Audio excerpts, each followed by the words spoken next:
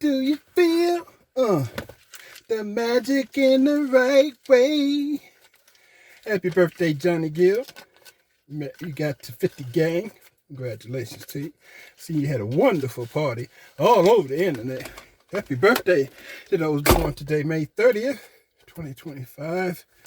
And good morning to those who woke up with me, May 30th, 2025. And my condolences go out to those who did not wake up with us.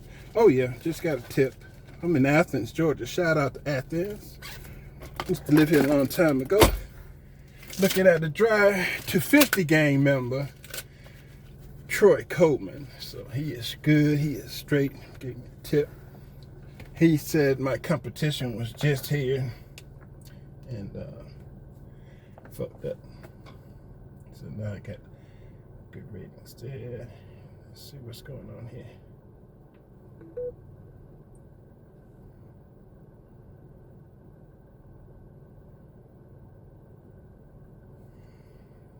Okay, let's call. I might come today.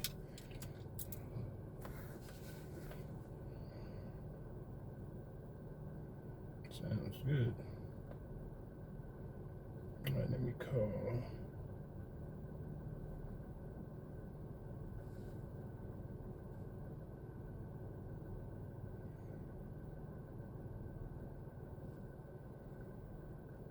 Who did you just call?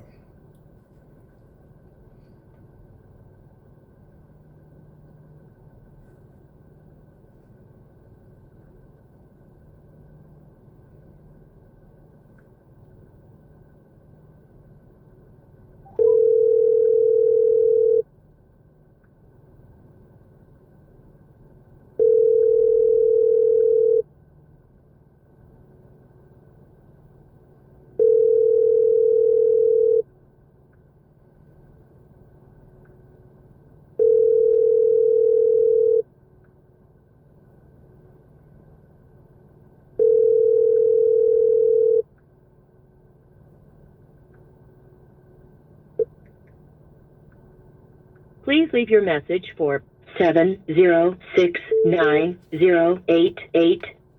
Can you hear me, ma'am? Yes, I can. All right, I should be there in 25 minutes. Okay, we're waiting on you. Thank you so much. You're so welcome. You're welcome. Bye-bye. Yeah, she's letting me come see her before I go to Winder, Georgia. We're going to go to Pendergrass. So where I'm sitting at, you got Athens, Pendergrass, Winder. The Winder call came before Pendergrass, but since I got to go through Pendergrass to get to Winder, she's allowing me to stop instead of passing and coming back. Feel what I'm saying? So now we're gonna head on out there.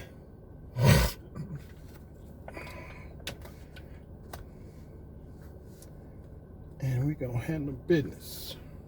This guy's got a nice crib, y'all. Look up there. He got a pool up there, patio. He's got this nice gated pool. This nice little spot here. They remodeling. So yeah, we're gonna get on up out of here and head to Pendergrass, Georgia. Nice little house up on the hill. This is Athens, y'all. Melbourne Drive.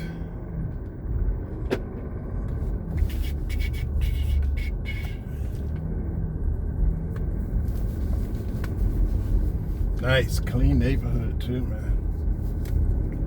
Ever want to move to Athens? This is off of Tallahassee Road in Athens, Georgia. For those who want to know, this is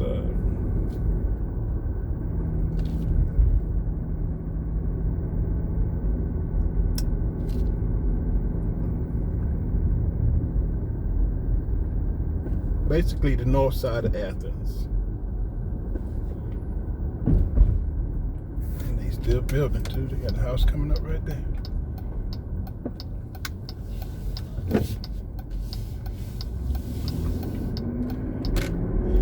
So the neighborhood is located on Tallahassee Road and Sedgefield Way. The neighborhood is called Sedgefield. That's Tallahassee Road and Sedgefield Way. Athens. Beautiful homes. And it's outside the city limits, so you know the tax is pretty straight. Now we are off to Pendergrass, Georgia, which is North Georgia. Handle it.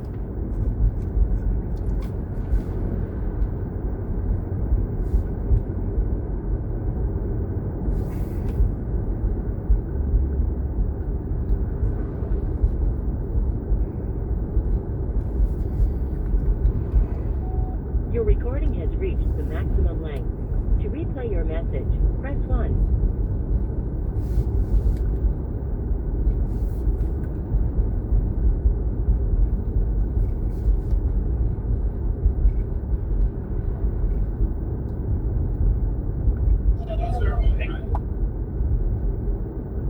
And it finally came out and said what everybody should be saying if you have common sense, is that it is a absolute diabolical shame that these fools knew that Joe Biden was a dead man walking and didn't say anything. Then if the hatred for Trump was so deep that you were willing to compromise your own professional integrity, whether you're a journalist, whether you're a pundit, a commentator, a politician, etc., I mean, damn.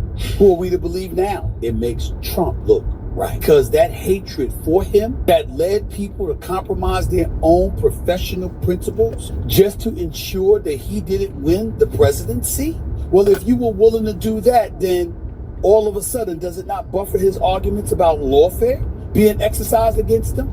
Does it not buffer his arguments about fake news, fake news, fake news? Does it not buffer the credibility that comes to his arguments that it was a witch hunt? Hold on, I gotta get it here. Where is the lie? Where is the diversion from what Stephen A. Smith is saying? There is none. We knew this the whole time, that they were lying and cheating and stealing and being the fool. We see it.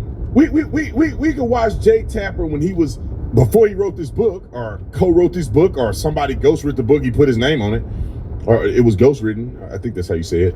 But before all that, we watch TV and we go, Donald Trump did not throw the stuff in a koi pond or whatever they said he did when he was out of the country. They saw him dumping all that stuff in there. And then you go see the real clip and it's like the president dumped his and Trump just did what he did. They intentionally cropped the video. They intentionally cut out content. Listen, I see my video editors working every day. You can't accidentally do some of this stuff. You have to intentionally click. Cut that. Oh, I cut it too far. I gotta cut it here. Okay, delete that. Now I gotta edit it to make sure that it end and start where it's supposed to. You gotta edge that in, do it like this, do a transition, and that's a lot of work to be fake. And this is what they have been doing. Jake Tapper was asked, and Megyn Kelly whooped him over the head. He literally berated people that would say that Joe Biden was having an issue when Stevie Wonder can see that Joe Biden was having an issue. Every time he comes on stage or they turn to him, I'm like, Joe, can you get it out? Let's get the words out, Joe. You kind of feel bad for him. How do you think it makes little kids with stutters feel when they see you make a comment like that? First and foremost, I had no idea that Joe Biden ever suffered from a stutter. I think what we see on stage with Joe Biden, Jake, is very clearly a cognitive decline. Okay. That's what I'm referring to. It makes me uncomfortable. You are no. It's so amazing. It's so amazing to me and try and figure out an answer. A cognitive decline. Well, when you're trying to tell me that what I was suggesting was I think that you were mocking his stutter. Yeah, I think you were mocking his stutter, and I think you have absolutely no standing to diagnose somebody's cognitive decline. I would think that somebody in the Trump family would be more sensitive to people who do not have medical licenses diagnosing politicians from afar. Plenty of people have diagnosed your father from afar, and I'm sure it offends you. Your father-in-law from afar, I'm sure it offends you. You don't have any standing to say. I'm not diagnosing him. What I'm saying, Jake, you just talked about a cognitive decline. that Joe Biden I have is one last struggling question for you, Laura. You can't times on stage, and it's very concerning to a lot of people that this could be the leader of the free world. Okay. That is all I'm saying. I genuinely feel Laura sorry Trump. for Joe Biden. I appreciate it. I'm sure. Let me let Stephen A. finish what he was saying. Roll it. Does it not in some way buffer the notion Yes, it does. that somebody might have cheated him in 2020? I don't believe that last one. He lost that damn. Yeah. And I get that. Hold on. I was talking too good about Stephen A. for a second. Let me just point this out real quick. Everything they say and has said have all been biased, diabolical, deceptive, narcissistic in their approach to covering anything Trump has done. People keep saying Trump did not win the 2020 election. Donald Trump was cheated out of the 2020 election. Why do you say that, Brandon? There's a myriad of different reasons why a person could come to that conclusion. Just because courts didn't believe they had standing don't mean that they did not have standing, or they did not have evidence, or they didn't have nothing to present. There's two different things. And it's a good thing that our justice system has a certain burden of proof, that they don't just let anything in. So just because you don't have enough evidence to have standing, you couldn't collect enough evidence in a timely manner enough to present to a court, doesn't mean the stuff don't exist. Let me give you a couple facts real quick, just in case people are curious. There's never, I believe, in the history of presidents in this country that have gained that many more voters from 2016 to 2020, meaning in his second term as an incumbent, and didn't win the election. There's no president in United States history that won Ohio, I believe, and didn't win the election. There's no president in the United States history that won all the bellwether counties except one and didn't win the election. There's not, this has never happened in the history of this country. There has never been a situation where you have a candidate like Joe Biden, who's dead, dumb, and confused, who get the most votes out of any Democrat to ever live. And then the following election, he quit. He's so terrible. And then the next candidate was like millions of votes less than him, with Donald Trump gaining leverage and momentum every year without fail. Barack Obama lost millions of votes in his second run and still won. These anomalies are not just coincidences. I will say, Stephen, and we never got somebody that said we should never have done this. I can't believe we did it. In retrospect, it was a mistake. How arrogant we were. I mean, even, there was a top White House aide who acknowledged to me that this short 10, 15-minute interview I did with Joe Biden in October 2022, he would not have been capable of doing in October 2023. That admission was stunning to me, but it did not come with, and we really made a mistake. We shouldn't have run him. Anybody can see the what an error. I can't believe we did it. It didn't come with that. It came with himself a professional. He just lying. He should have been the first one to see it up close and personal. He lying. For telling he needed somebody to tell him he was in cognitive decline. But when somebody told him, he's going to call him a liar. Where they will be in a year. Because, I heard from one of the people that, one of the Democrats I interviewed for the book, who gave me one of the most shocking revelations, and I checked in, and how are you doing? And they're upset, but they're not upset at us. They're not upset at the book. They're just upset that it happened, and now everybody's talking about it. They are upset. So I still think that I think they're still working through a lot, don't you? There's gradations of honesty. We're not buying it. Start your tape right now, because I'm about to tell you the truth. And F you if you can't handle the truth. Is sharp, he's focused, he's bright. I don't have any concerns, and that's from personal interactions. This version of Biden is the best Biden ever. Not a close second. Alert, sound. I mean, the Republicans are good at distractions. I think you have absolutely no standing to diagnose somebody's cognitive decline. And if the Democrats were honest, they'd admit President Biden's mental capacity is declining. 6 in 10 Americans don't have confidence in Joe Biden's mental capacity.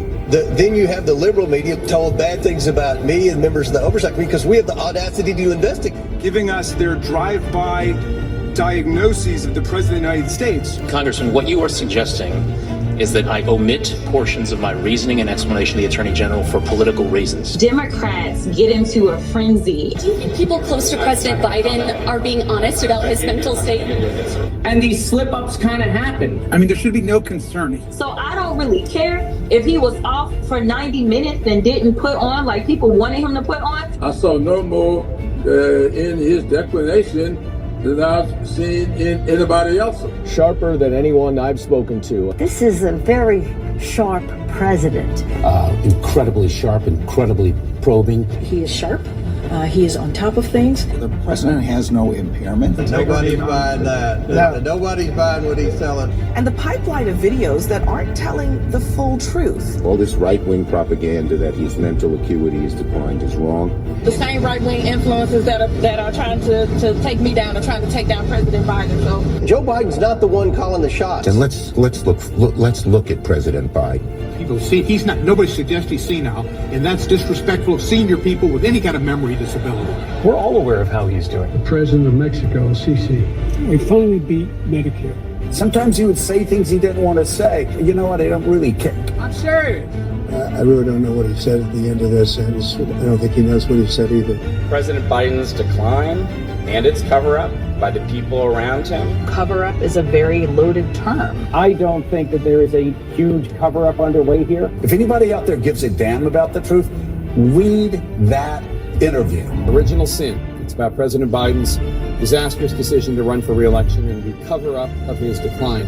We missed a lot of this story. And I think you have absolutely no standing to diagnose somebody's cognitive decline, the cover-up of his decline. We missed a lot of this story. If it weren't the truth, I wouldn't say it. And they say I'm in good shape. Okay? And then if you don't believe that something nefarious happened, and let me just explain this real quick. Some people think about this. Lying about a presidential candidate on television is voter suppression. Now, you probably can't compile that into enough evidence to sue, but it is a part of it. When you're going out and saying he's Hitler every day, when you're going out and saying that he said there's good people on both sides, when you're going about everything you say is negative and you're lying about his accomplishment and you're diverting from facts and reality, you are suppressing the vote. That is one of the contributing factors. The news should not have been contributing in that way. But that's one of the things they did. I saw 2,000 Mules. There's a lot of evidence there that's like, well, wait a minute. Why did they do this? Why wasn't this looked into? Why didn't they investigate this? And then you see what Stephen A is saying, where now you realize it was an effort, colluded effort by the media and by the White House and government officials. And they did the same thing when Trump won in 2016 with the FBI. They colluded together to do all that they can to make sure he doesn't win. Like these things that the deep state and people are doing are real. He literally almost got killed the other day. And I think that's because it was intentional. FBI director saying they didn't put people on that roof because the slope was too high. The dude was up there, a kid was up there, got killed, and didn't slide off the building. Then the slope ain't that good. And I'm looking at the slope, and the building that the Secret Service is on is sloped higher than the other building. You lying B. Okay, let him finish. I'm talking about. You're doing something wrong. Wait a minute.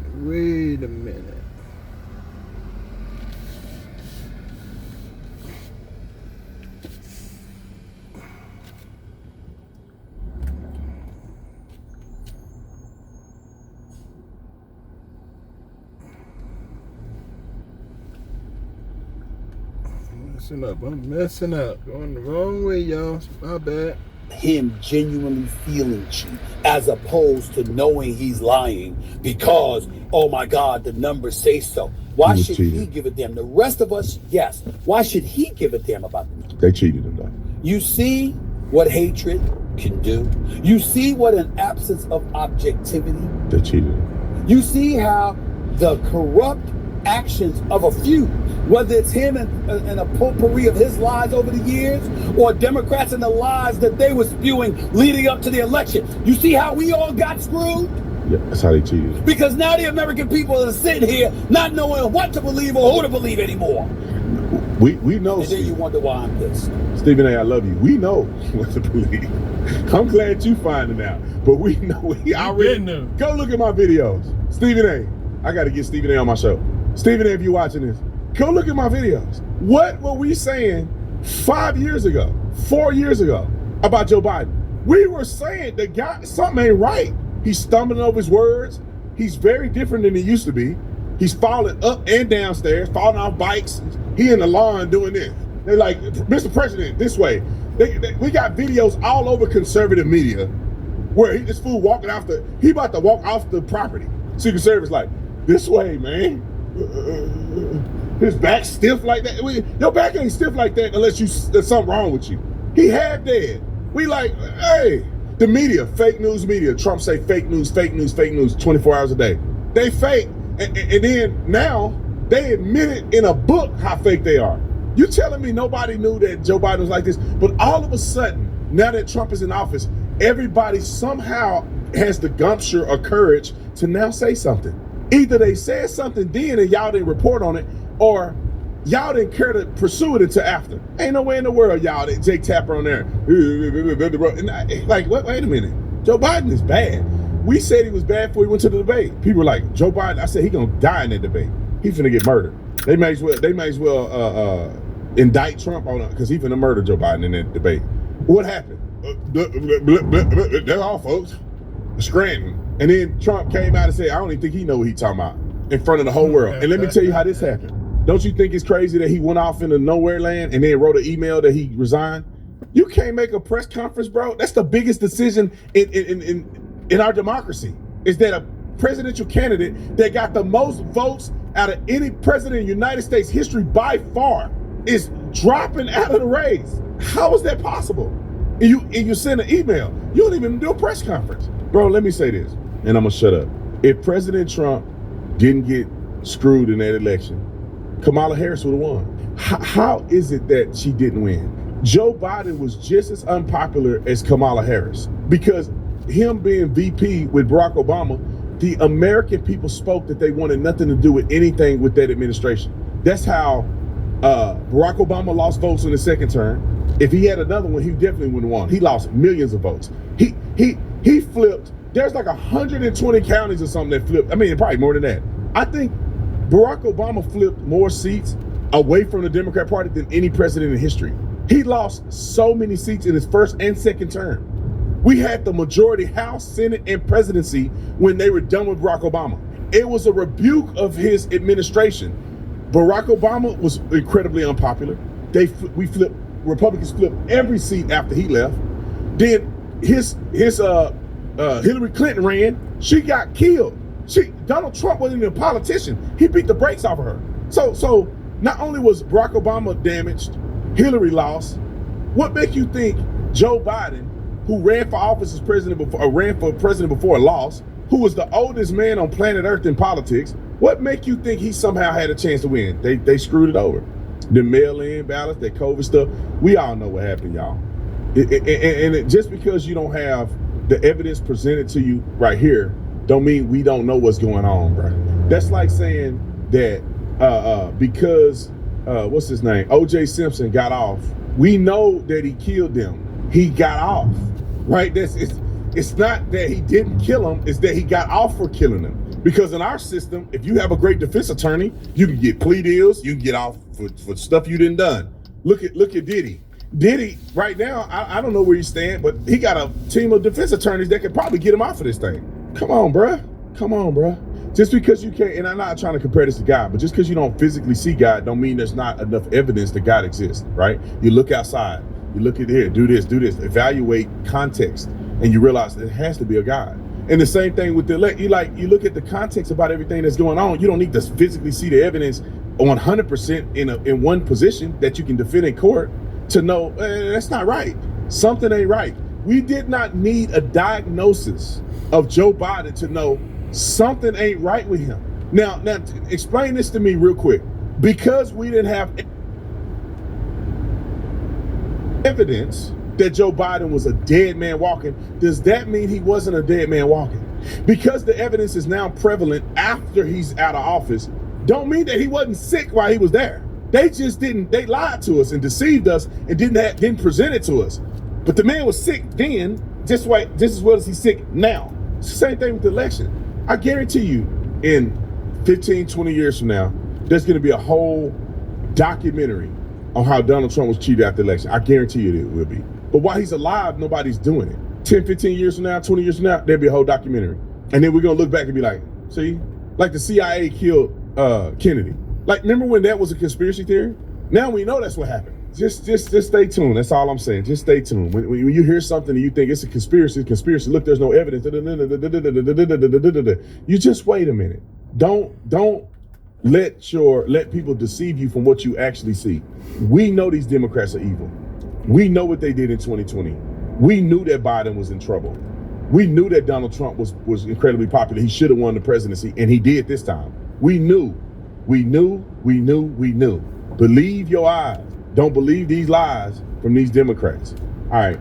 Ketamine and the essays. So she will be back on the stand this morning. Terrible situation. She is also been reported that she was very, very emotional on the stand her first day going through. Points that she cried, points that she had to put her head down. We actually have a sketch of her inside the courtroom. She is white. She is appears to be blonde, and it is most likely she is Sarah.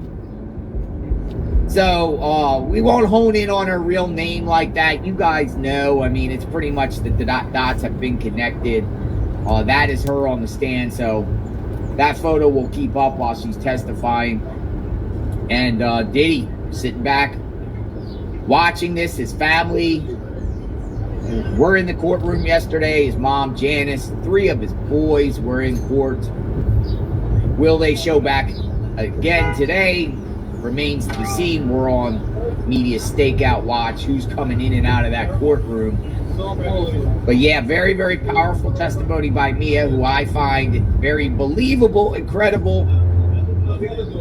My opinion, she's corroborated a lot with some of the other witnesses have testified. I believe she is the 21st witness and or victim to testify in the case of Sean P. Diddy Combs. 20 people plus have already testified. And the prosecution has indicated that they might rest earlier than anticipated, maybe even a week earlier. However, Mark, the lead attorney for Sean P. Diddy Combs, said to the judge, well, if they end early, that would make our case stronger and we might need more time, meaning that we still look at this trial to end around July 4th of July. So, yeah, I don't think we're going anywhere. We ain't going nowhere. We ain't going nowhere for at least another month. It is still not even June yet. It's 5/30/2025, day 13 of the trial. We might be here for a whole other month, it appears. Whole other month. So I appreciate you spending the month with me, because I vow to all of you that we will be here every day during the week discussing this case in real time.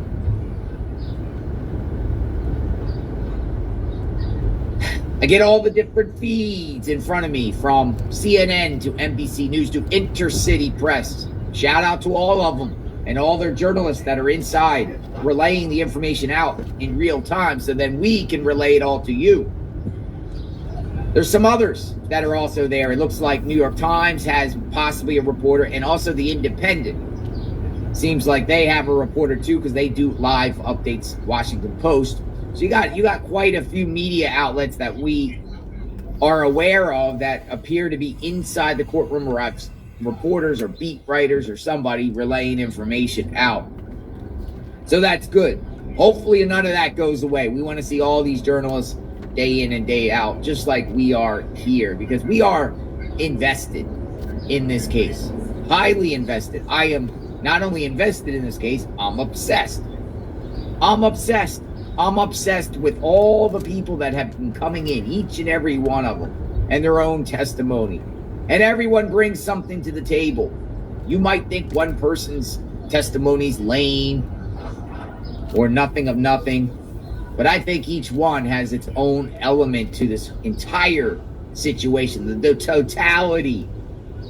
RICO case against Sean P. Diddy Combs, Bad Boy Enterprises, BBE, we like to say. We like to call Bad Boy Enterprises BBE. BBE's in some big, big trouble. Now, who's coming in? Who's coming in? For people coming in at different times, we'll definitely put the photo down when the children come. 8:22. A little early. I don't think the children will come yet. Children actually, and the mom has actually been arriving late to the party after court starts. Judge usually gets on the bench between 8:45 and 9 a.m. Eastern. That's when the judge gets on the bench. They usually seem like they handle some housekeeping work, scheduling, talk about possible motions, and different things like that. Appears they are on schedule, and they're still on schedule. Now, Mia's going to be here possibly all day long. I don't even think we're even going to get into the next witness. That's supposed to be Enrique Santos. That's the next person. But Mia, the prosecution indicated, might be all the way to the end of the day. She might not even be crossed today. But oh my goodness, has she been dropping bombs against Diddy. Just as powerful and damaging as Cassie's testimony, in my opinion. You see, there's people out there. It kind of has that circus atmosphere out there, but not like, definitely not like how it was the first week. I do think media presence maybe dwindled down, or the kind of like the, I don't know what anyone, I think possibly people didn't know what to think when they first came out there. They thought maybe there was a bunch of people out there and there's going to be big riots, protests, supporters. It doesn't seem like it's that extreme. There is supporters out there though, and people against Diddy. It seems like there's some people in the Me Too movement that appear to be out there periodically throughout the day. Of course, media, TikTokers, YouTubers, and different social media personalities from that area appear to be out there, but not a lot of people.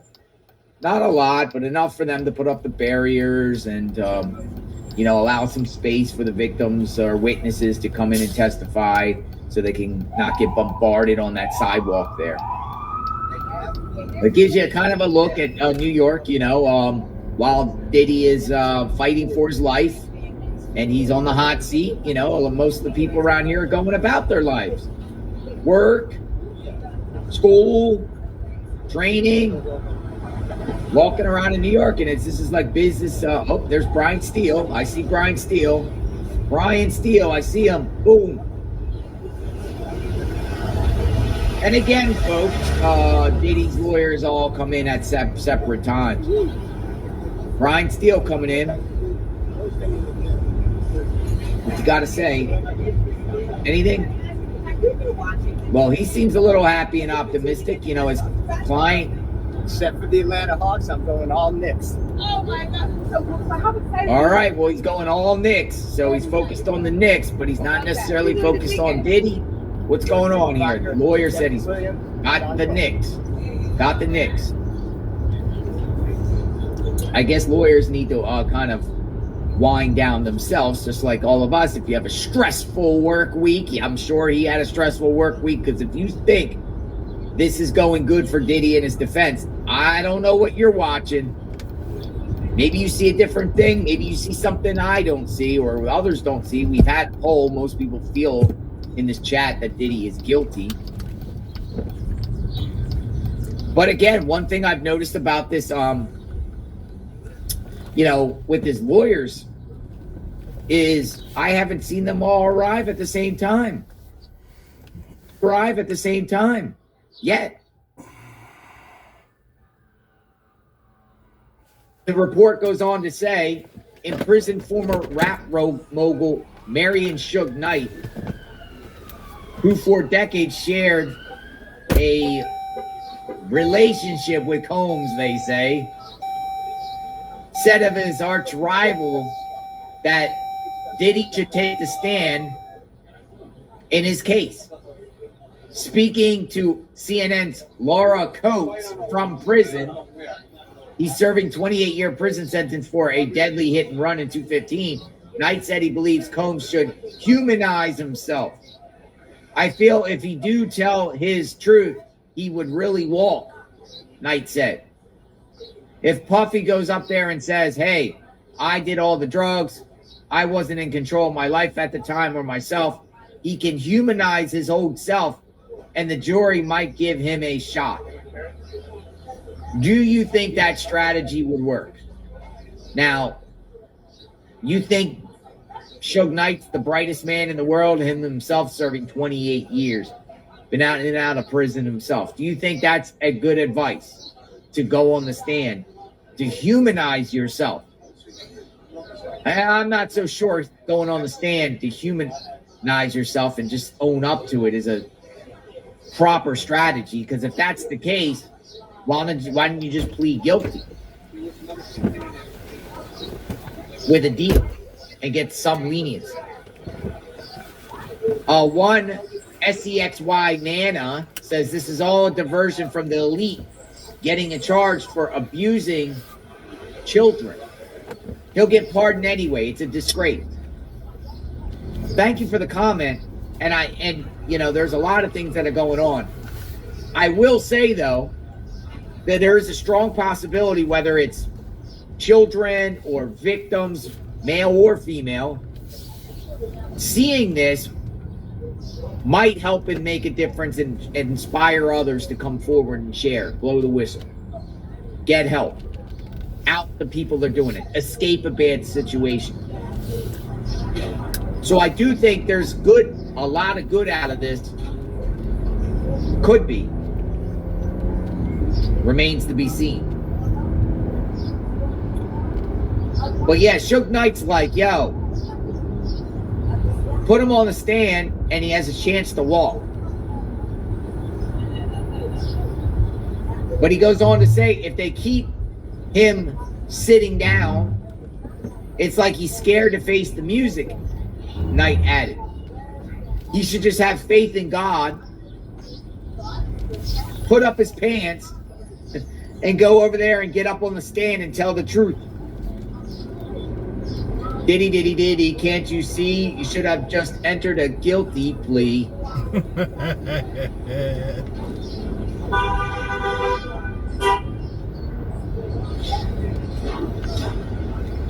So we got some information.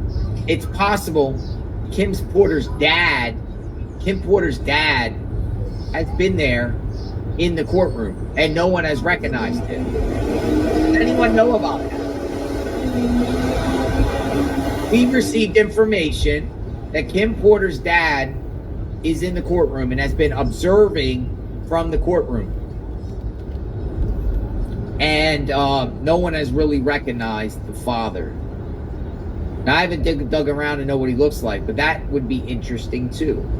Is he there in support? If he's there, if Kim Porter's dad is in the courtroom, is he there in support? I doubt it. Or not? But we've received numerous tips. Let me just say tips. Keep the tips coming. Tips at JLR Investigates. Tips at JLR Investigates. We want to know who is there. Who's showing up at the courtroom and what in the heck is going on? Tell us the goods of what's going on inside the courtroom in real time. But in the meantime, we will get this powerful testimony from Mia, ex-assistant, toxic workplace she's described. She also described that she thought Combs was going to kill Ventura. And all the stuff that happened to Mia, Diddy was supposed to be with Cassie at the same time and with Kim Porter. Which makes it even more crazy. He had multiple females going on at the same time. Curtis Birch. Diddy pissed the Illuminati off real bad. I mean, they decided to pull the trigger and go after this guy. And the federal government enough is enough. And, you know, who compelled them to do that? Why the federal government decided to go after him? They have their reasons. They have their reasons. And it is interesting. I mean, you're taking out one of the most successful hip-hop moguls of all time. Of all time. One of the wealthiest hip-hop moguls of all time. And the federal government has him on the hot seat. Literally powerless. He's been held in solitary confinement for months. It's bad there at the NDC and any federal solitary confinement. It's not peaches and cream. It's a nightmare. Those heels are killing me, Rocky said. Yeah, this is a meme that has been circulating. We like to use it a lot. Obviously, those are not the shoes that Diddy's wearing in the courtroom. But it is interesting. He's been wearing a lot of sweaters, though. Sweaters is this thing. He does not, by the way, Diddy, it has not been reported one time that Diddy has wore a suit to court. They're putting him in sweaters. And I do think they put him in sweaters for strategic reasons. 120. They put Diddy in a sweater, I think, to look like he's old, kind of like Mr. Huxtable type of look. And there's no way Diddy could have done this, or this was just a prior chapter in his life. But look at him now. Mr. Rogers, you know, with the sweater. They want him looking like older and that he's not capable of doing this. Pop-Pop. Pop-Pop. Somebody said Pop-Pop. You know that nickname, Pop-Pop, described. Pop-Pop. Pop-Pop. All right, so yeah, we should see shortly, within the next few minutes, possibly family members entering the court. And then we'll really get into what's going on. And we'll be back. Oh, yeah. 2 down. 1 to go. You know what I'm talking about? Fire that puppy up.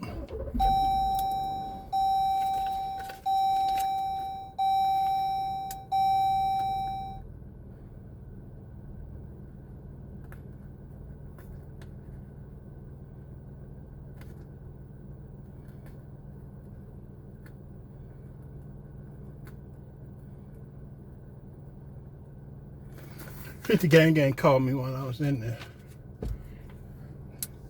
She always called right when I'm in the middle of breaking bread, baby. I turned the AC on since it is now 68 degrees. It's heating up out there. Sun is shining, no rain for now. Okay. Good.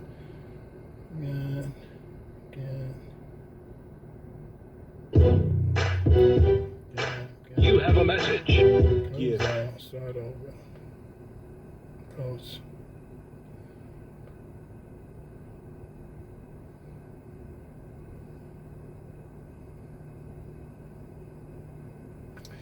Judas ways. I am exactly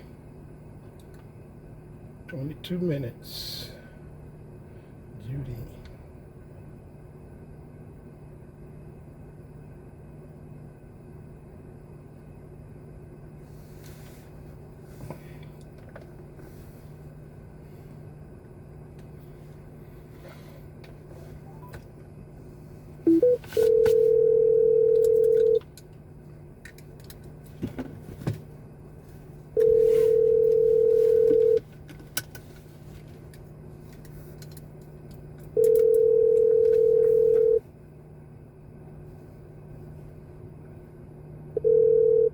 Hi, this is Judy. Leave me a message. I will return your call. Thanks.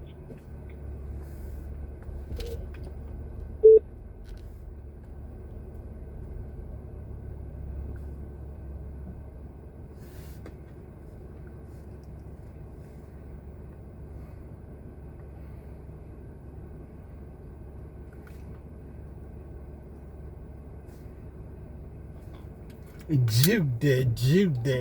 Thanks for calling Chat Empty Phone. Please hold while I try to connect you.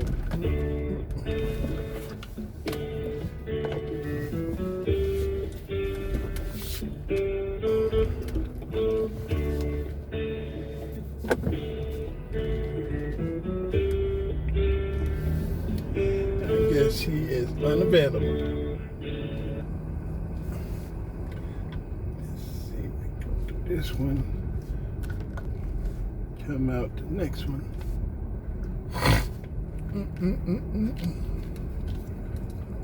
This is Pendergrass.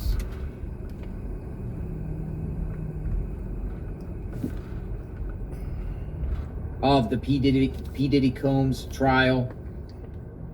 Now we're getting into after the Cassie lawsuit, it appears that D-Rock and Mia had a conversation. We're going to find out more about this conversation as we are on this case in real time. The case of Sean P. Diddy Combs. See a lot of people in the chat. All right, thoughts. Sometimes we have to read over what's being said over and over to try to decipher what this all means. What is D-Rock saying? The media, this is crazy. The news and everything. What's on the news with Diddy? D-Rock. All right, independent reports.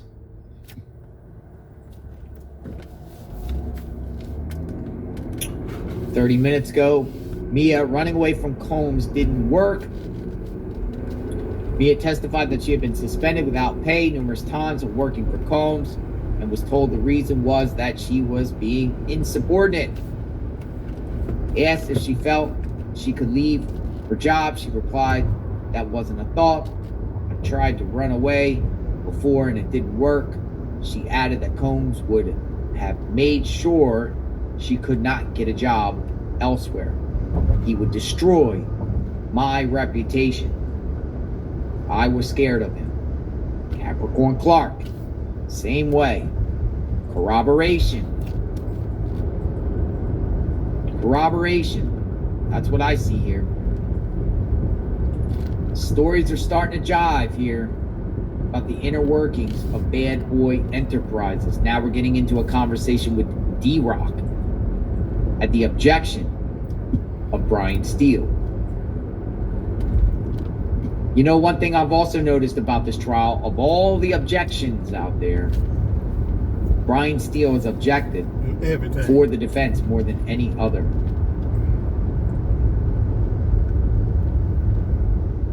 We're back.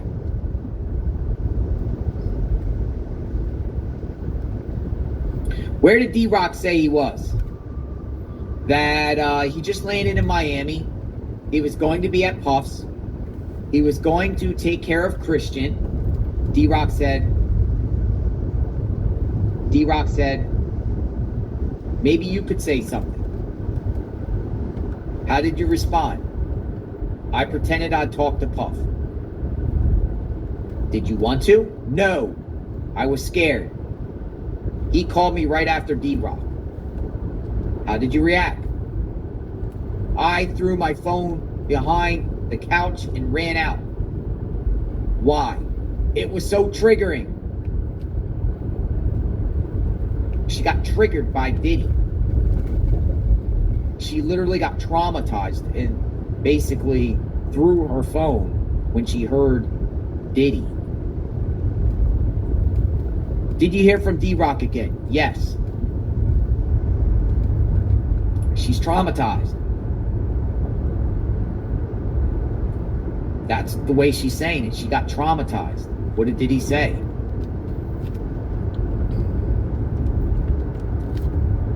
He beat up girls, but he won't beat up boys.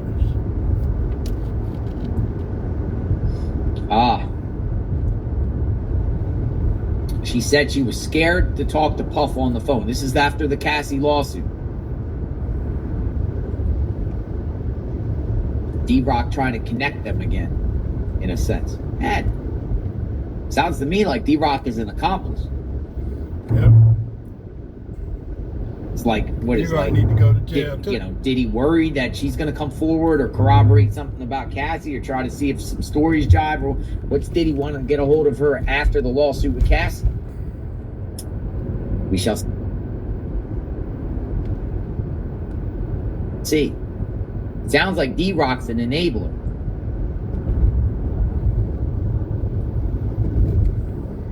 But she claims she liked D-Rock, like an older brother. It's like an older brother to me. Did you hear from D-Rock again after that? Yes. What did D-Rock write? Mia says that your boy doesn't want you to do anything. Just to talk. I didn't want to. I just wanted it to go away.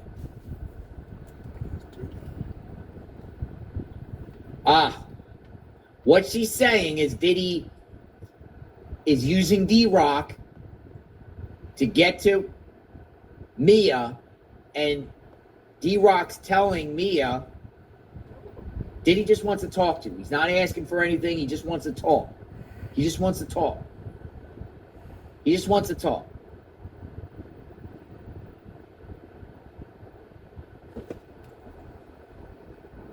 What then did D-Rock write to you? He wrote, I can't believe you're not hitting me back.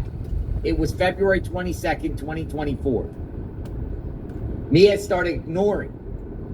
So what she's describing is after the lawsuit with Cassie, Diddy's trying to get a hold of Mia. And you know why. To threaten her. Or say, don't say anything. Don't say anything about this, man. Don't say anything. Don't jump in, whatever. Mia says D-Rock tried to hit her back again when she ignored that Diddy wanted to talk to her. She's saying, I knew he wouldn't stop, so I wrote back, said I was scuba diving all day and didn't have my phone on the boat. She goes, AOSA, was that true? No. She says, I told D-Rock I called Puff, but there was no answer. I wanted to play neutral.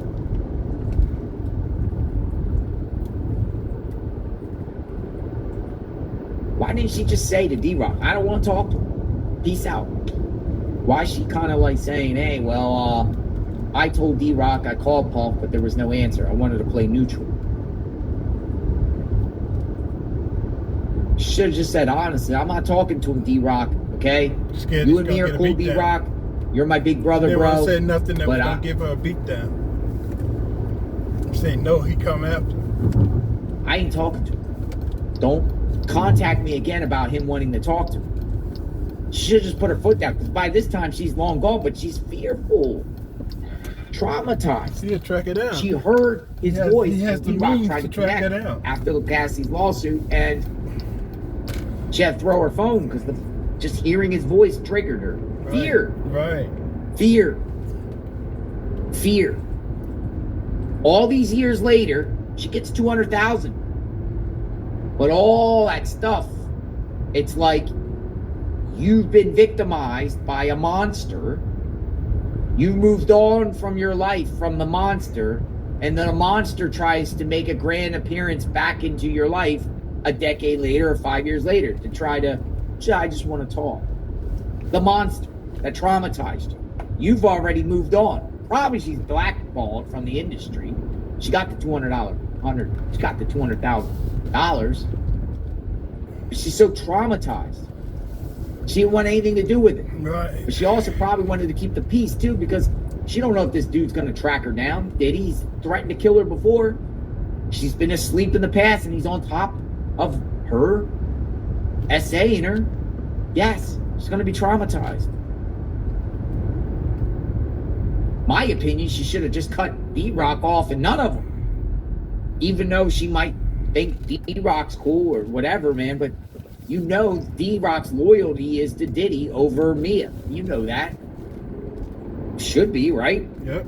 I would think so. I think D-Rock's on this with his eyeballs all the way up. Like deep in this. D-Rock. Shocked D-Rock is not a co-defendant. All right, so we're waiting for updates here. Green Eye Sparkle, nice to see you again. Thank you for the gifted membership. One lucky member is a member of JLR Investigates. We cover true crime 24/7, 365. The Diddy trial. A lot of new members because of the Diddy trial. We are listening in real time to the testimony of Mia on the stand there. That is her, a photo of her, a sketch. No cameras in the courtroom, but the sketch artist looks Caucasian, looks like she's blonde. You know who that is. You know who that is. Sarah. Sarah's on the stand, and she's sharing things. She's sharing her own experience from the beginning. When she, wanted the dream, and it just turned into a nightmare. And she's testifying even after Cassie's lawsuit against Diddy. She's traumatized, still herself, and Diddy is very triggering. D-Rock tries to get back to her again and says, "Can I send you something?" What did you think he meant? Mia says, "Money." I said, "No. I'm always ready to help y'all out." He wrote, I'm allowed to send my sister a gift. Diddy? No. Diddy got D-Rock to give Mia some money, or offer Mia some money. Why? We know why. He's trying to buy her off, silence her. Diddy's trying to bribe her right now after the lawsuit. After Cassie brought the lawsuit, Diddy is now trying to get D-Rock offer her something here. What? How much money? She said money. She said money. Money. Also paints a picture how Diddy could silence his victims by offering them financial incentives here.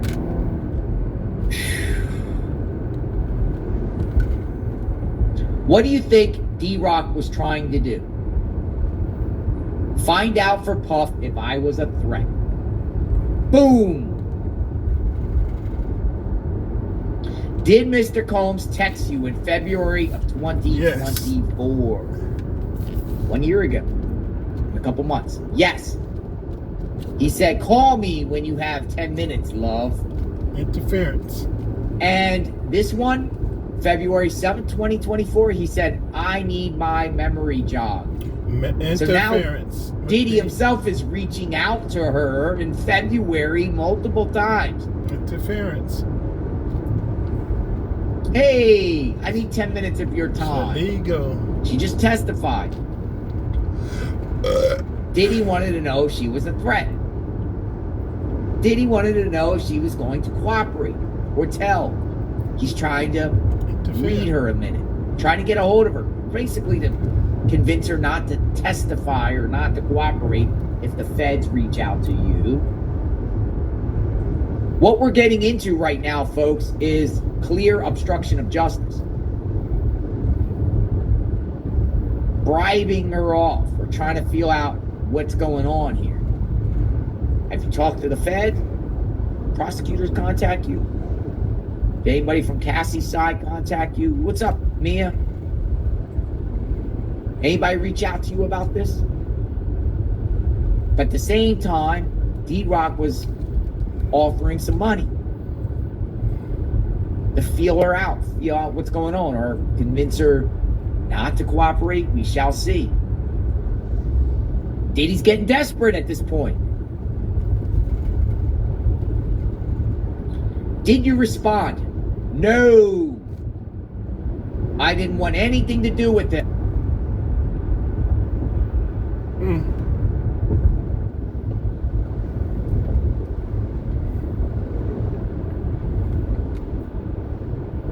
So that's obstruction of justice, as far as I see it. He was the person I was traumatized by. I knew that this was a front.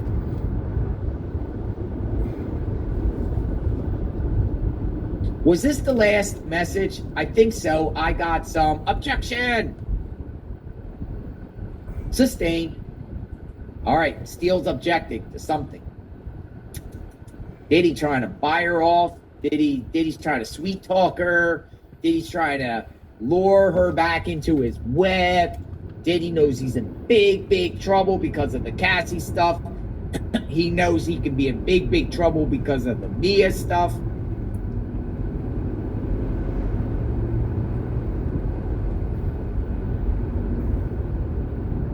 He's trying his best to reach her, to try to get her to either change the story or find out what the goods is, what she knows, who reached out to her. He knows he's cooked. And, you know, most likely if she would have started taking his calls, he would have manipulated her, bribed her, threatened her. Listen here. You tell anything. You tell anybody anything, I'm going to kill you. Stuff like that. Yeah. Yeah.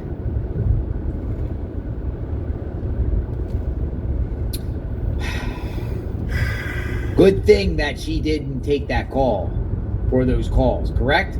I would say, you know, nope.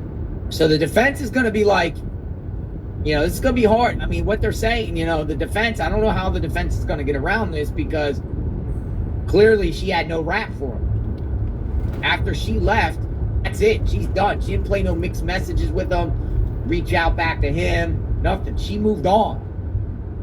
It's Diddy now reaching out to her, trying to lure her back in for whatever reasons after the Cassie lawsuit. Probably a variety of reasons. It's not just the, oh yeah, I just want to see how you doing, girl. Yeah. I just want to see how everything is. CNN reports. Combs' ex-assistant says he called her after Ventura filed the lawsuit, but she never answered. Try to get some more info on this. Goes on to say, after Cassie Ventura filed her lawsuit against Sean P. Diddy Combs in November of 2023, Combs' longtime security guard, known as D-Rock, texted Mia for the first time in 2 years. Yeah, he wanted her to go missing. That's another thing too, James. That's a great point too. Diddy luring her back, and then she just suddenly goes missing. She goes missing. They throw her in the Atlantic with the sharks. Seriously, she's a witness. Not only that, she's a witness. She's a witness to the stuff Cassie. Like, who knows? Who knows? D-Rock trying to smooth talk her because, you know, she says that D-Rock's considered Big Brother, but Big Brother would turn on her in this instant for Diddy. Absolutely. Mia's expendable. If Diddy's telling D-Rock to do something and kill Mia, D-Rock would probably do it. Yeah. Because Diddy knows all the secrets on D-Rock. Yep. And D-Rock has done some stuff. We know that. We know that. But yeah, she could have ended up missing. Yeah. Absolutely. Diddy might think that she's a witness, or she could spell the beans, and you got to get rid of the witness. Just like a mafia would do, right? Mafia. What do the mafia do? To witnesses back there, witnesses of crime, they end up disappearing and vanishing. You never see them again.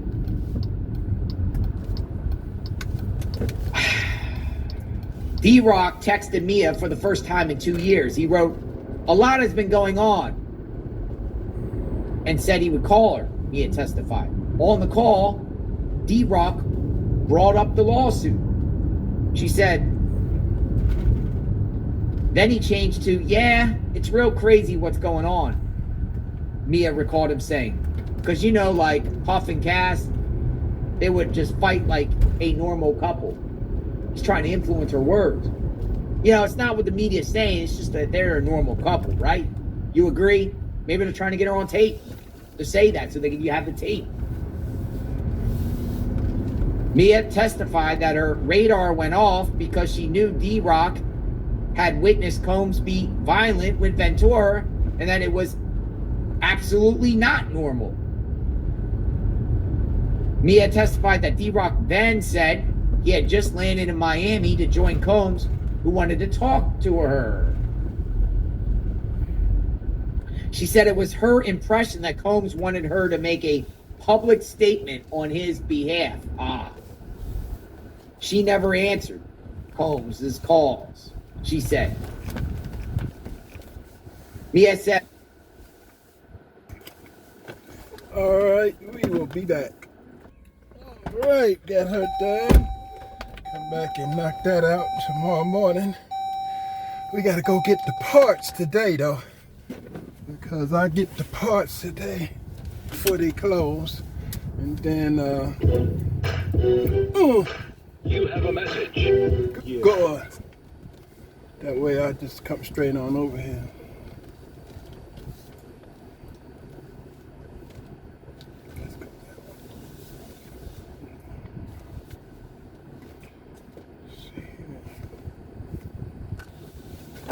Let's get it going, baby. Search. Recent post office. Straight turn right. I gotta turn this in right quick. Then we're off to Duluth to pick up the part.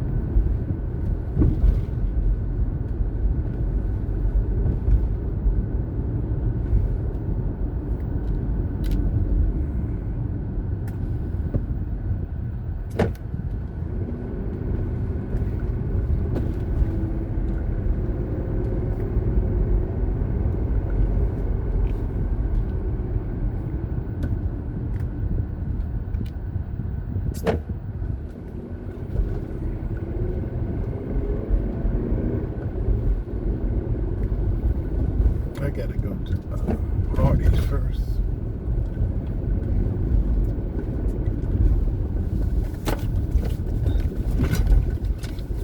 Turn right.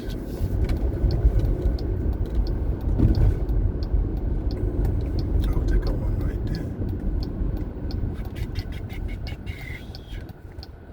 Pull over here. Stop right here. Be right back.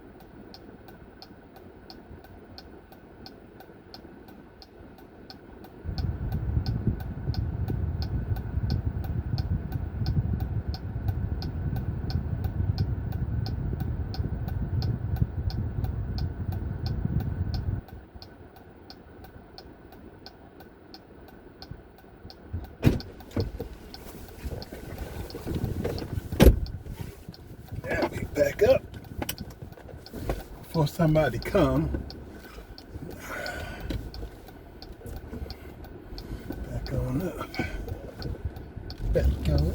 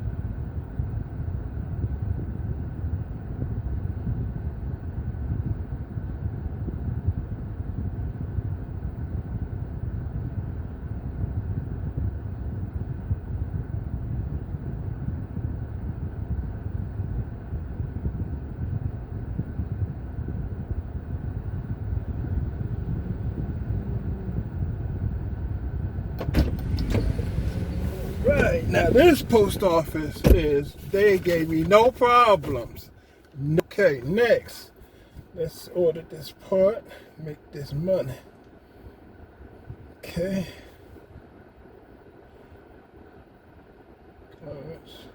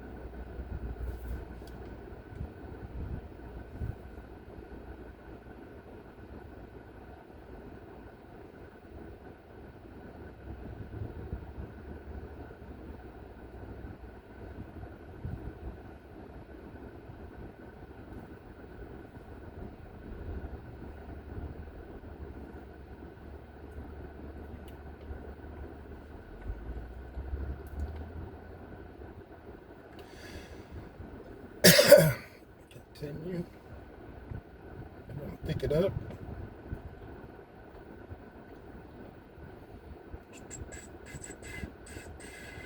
Continue.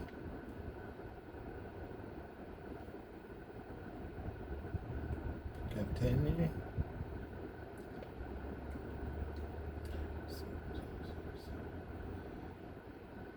Then it comes to 55.93. Now we go here. Let me say. First we say yuck. Been flaming, y'all. Back up. Add.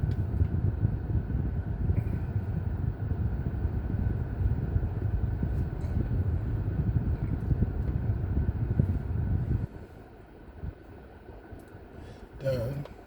Now we go back here.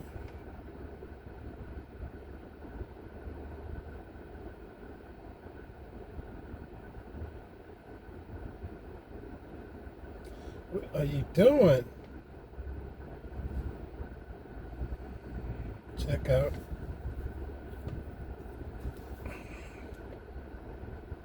What is this fucking thing?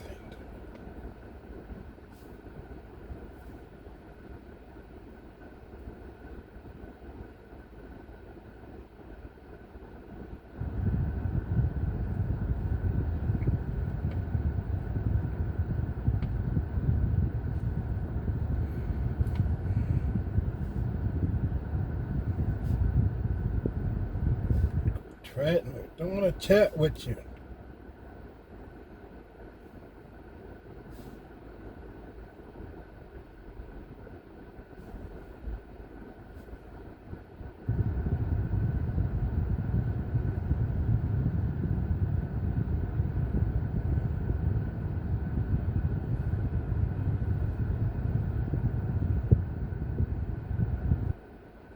See, I did it. It's got it in there twice. Stupid. Remove.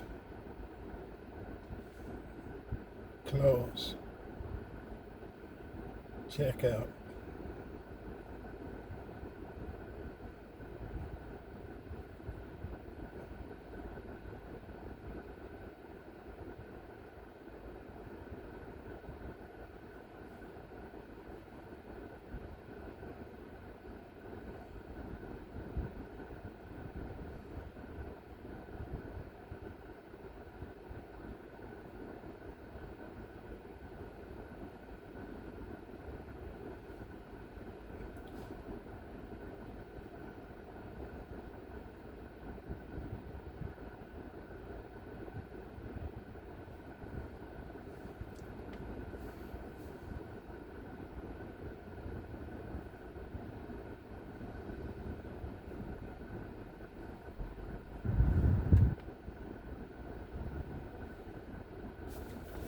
All right, now let's go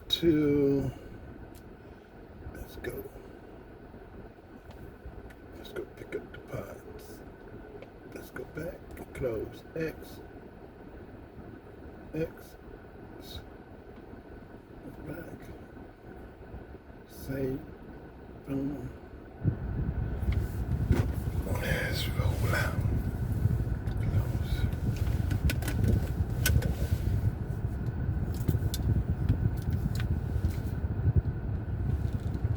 Look at this cloud.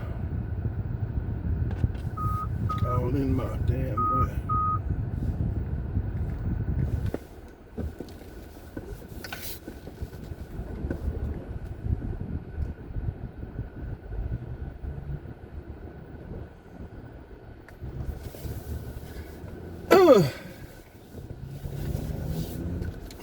Don't wind the Georgia people.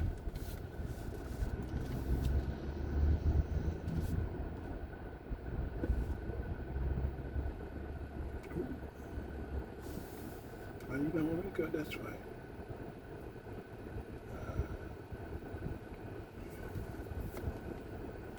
He's trying to tell me to go back. I'm saying go away from here. They're saying go the other way.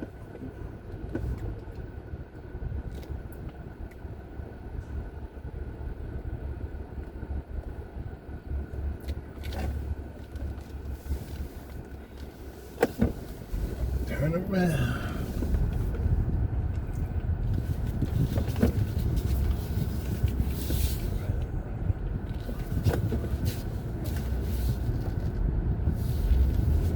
All right.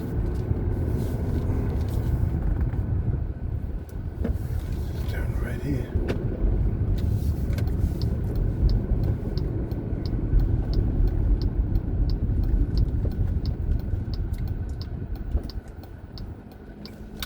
Sometime today, bro.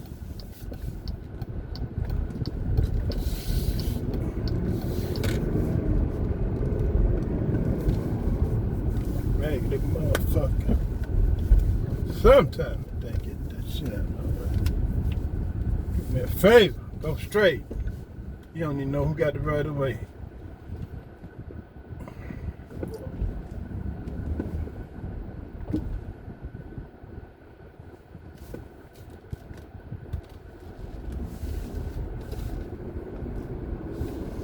Take this down to Martin Luther King.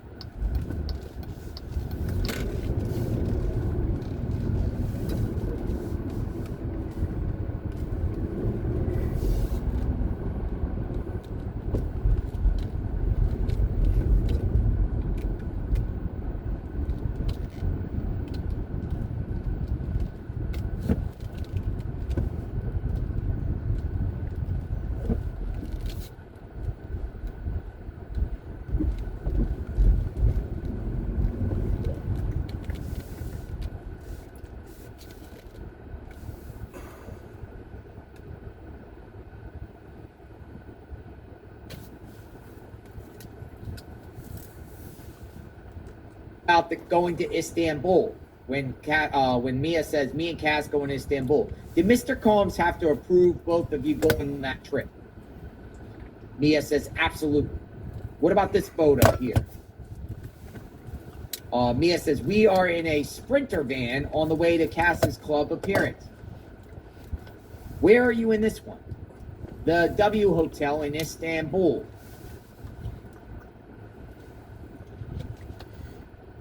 So sharing photos, Cass and Mia, a trip to Istanbul, Turkey.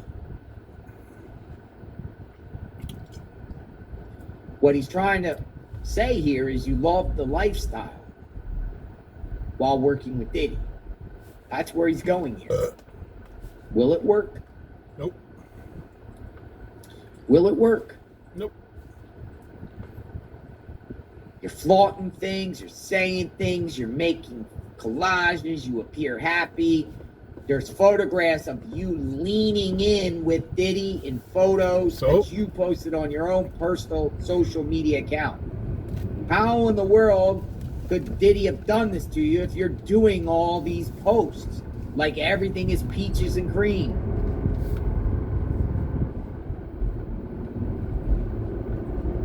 She's going to get redirect on those, by the way.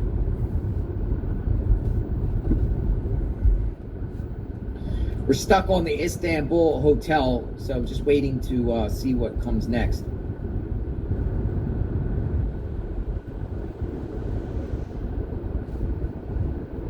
I saw a comment, even Diddy had that pretended to love the love on social media.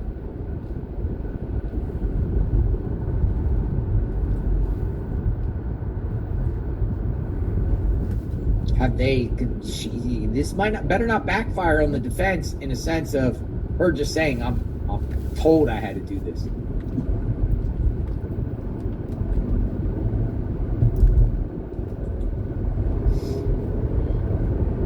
We'll see.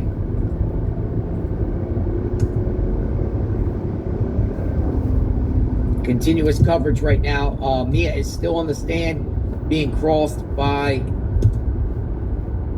Brian Steele, Diddy's attorney.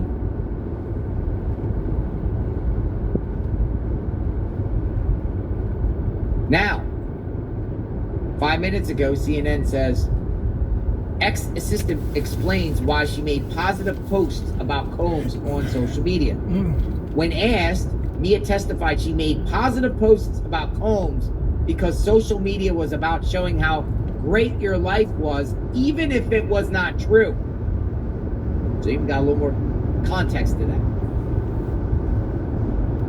Social media was about showing how great your life is, even if it wasn't true. She also said Combs' fans followed her and she didn't want her family to know what she was going through, referring to the various forms of abuse she has experienced.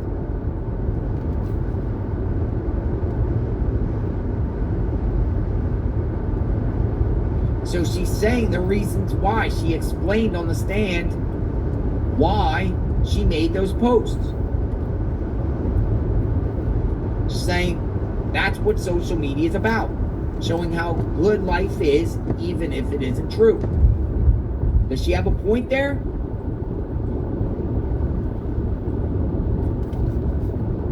Is that a good answer?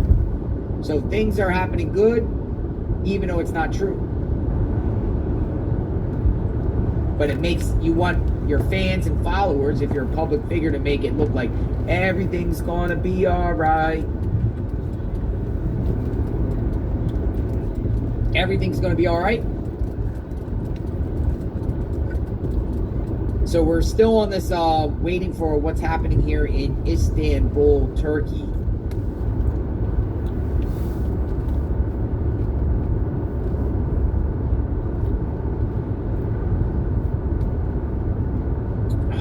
I saw a comment. Wasn't Cassie, didn't she post about Diddy all over social media, doing interviews, smiling on the red carpet and everything like that, even though Diddy was doing things behind the scene? She put on the image that everything's all right, despite her having a cut on her face. Right? She giving interviews, happy, smiling. She had a cut on her face, right? Makeup artist had to put on the makeup on Cassie. So I don't know where the defense is getting on this notion, because Cassie clearly was beaten up by Diddy, but she would put on a brave face and act like nothing's going on to the world.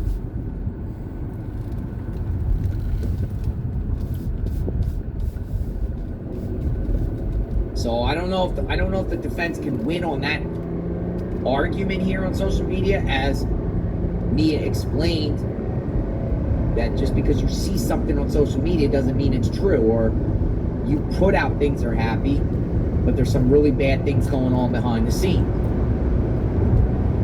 Maybe it's also a way for you to kind of just throw out there and try to make, the situation that's going behind the scenes go away by just sharing something out there because you wish it could be like this.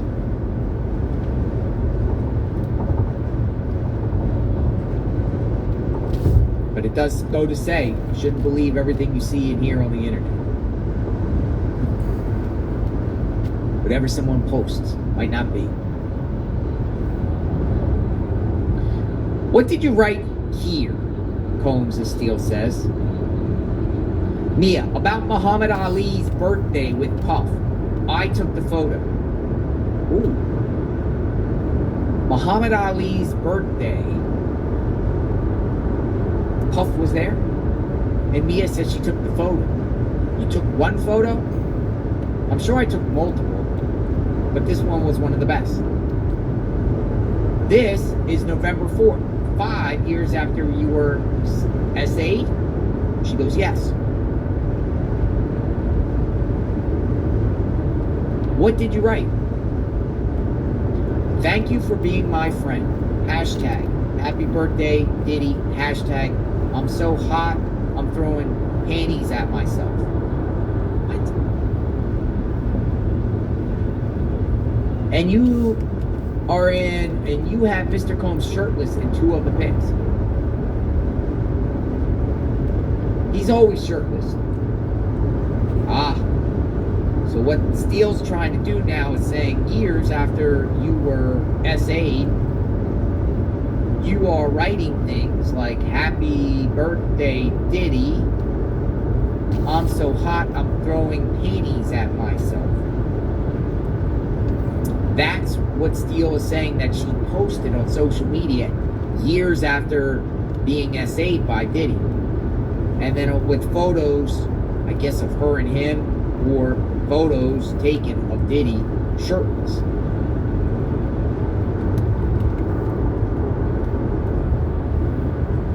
Defense is trying to pretty much say here she wanted this. There's nothing that happened. She wanted it. Nothing traumatizing. There you go. It is whoa, though. It's definitely like whoa. Whoa.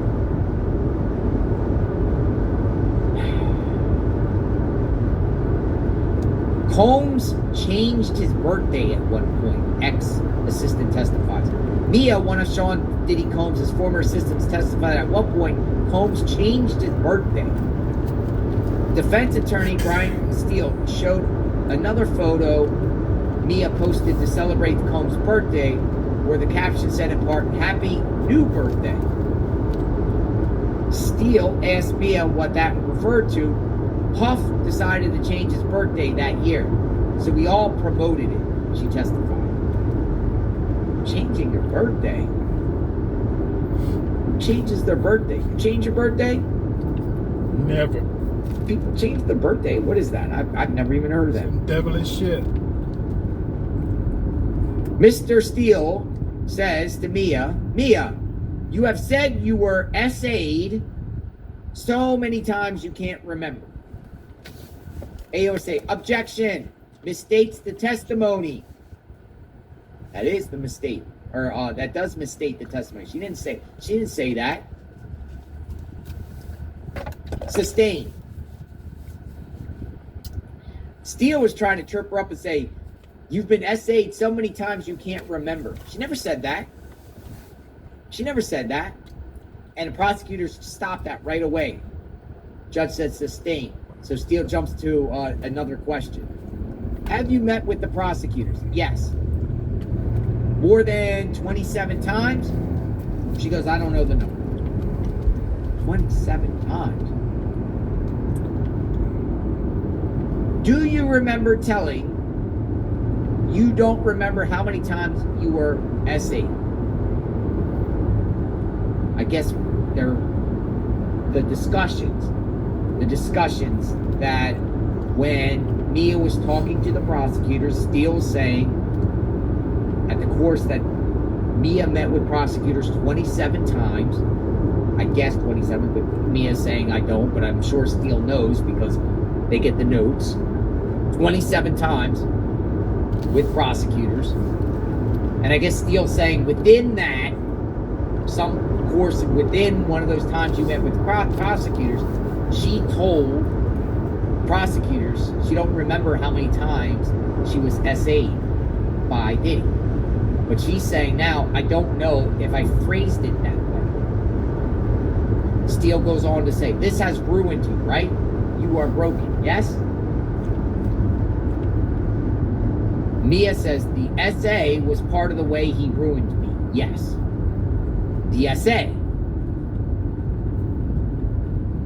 If I remember correctly, she testified 4 times where she was SA.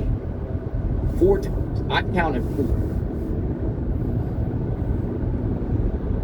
I never heard her say there was been so many times she can't remember. I didn't hear it.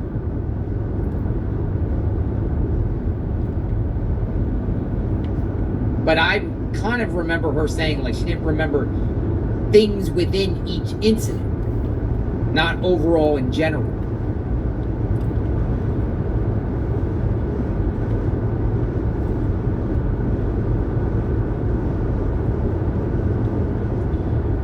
Combs is Steele. You wrote, thank you for being the good kind of crazy, inspiring me every day. The good kind of crazy. Mia goes on to say, I don't think people wrote bad stuff about their life on Instagram back then. So it's an Instagram post. Why'd you promote it then? Here we go. It was my job to promote. It was a cycle of ups and downs. It was my job to promote. So apparently, she posted something on Instagram. Thank you for being the good kind of crazy. Inspire me every day. Referring to Diddy. But Mia goes, I don't think people wrote bad stuff about their life on Instagram. Back then. Mia goes on to say, when he was calling me his best friend, I wasn't afraid of him. Combs is Steele. You weren't afraid of a man who stole your innocence? Objection. Overruled. You weren't afraid of a man who stole your innocence.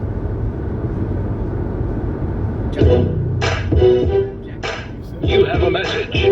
Yeah. Steele asks. She says, I have parents and a sister. Steele goes, and friends? You have friends? And AUSA came right in and said, time frame, objection, time frame. Basically, he wants Steele to say friends during what time frame? Not friends in general.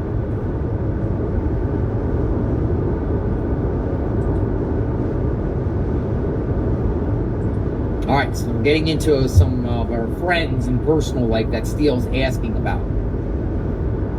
But again, Steele is saying over the years, even years after these essays happened, you're still making social media posts admiring Diddy. Years after these essays happened. On social media. But she's also testified when things, and she also explained social media is not true. Don't post bad things on social media, she says. She also said it was her job to do that. I don't know what she meant by that. Post that kind of said her job. But then she's also testified under oath that when Diddy was trying to reach her, she threw the phone. She was scared. She was traumatized. She was triggered.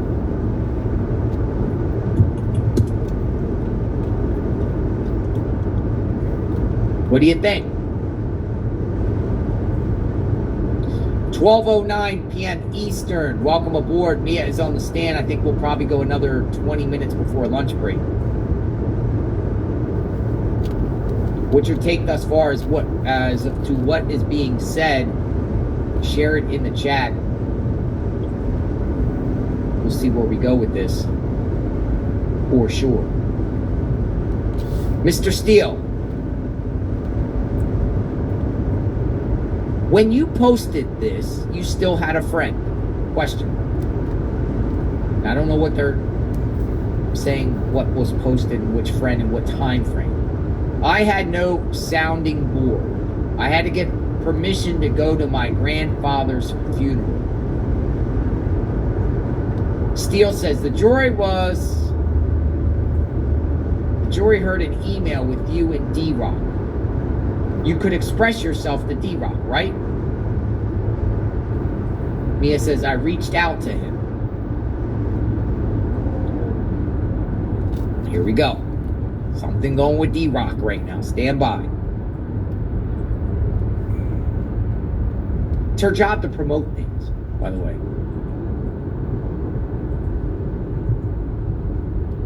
All right, we're getting into some correspondence with D-Rock. Correspondence with D-Rock is going on that right now with an email he's going to question her about.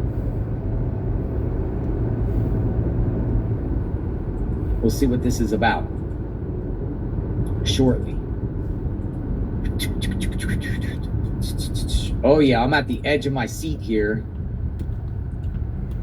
Everything that she says, I want to see if the defense can stomp her, but so far she kind of counters it a little bit by explaining the justification by saying social media, you don't post bad things. Just because it's on social media, it's not true, or it doesn't mean it's true.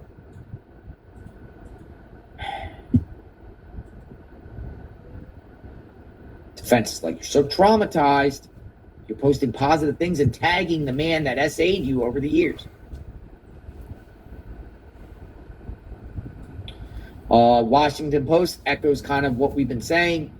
They title this, social media posts show Mia praising Sean Combs despite abuse claims.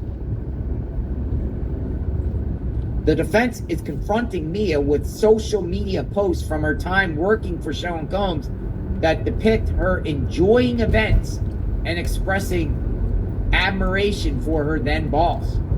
These exhibits are being used to try to cast doubt on Mia's account of the rampant abuse, essays, and miseries during her employment. In October 2013, Mia posted a photo of Combs at Starbucks with a caption reading, "Just the #1 guy on the Forbes list getting me a vanilla latte. No big deal." In another post, she credited Combs with always letting me give birth to my dreams.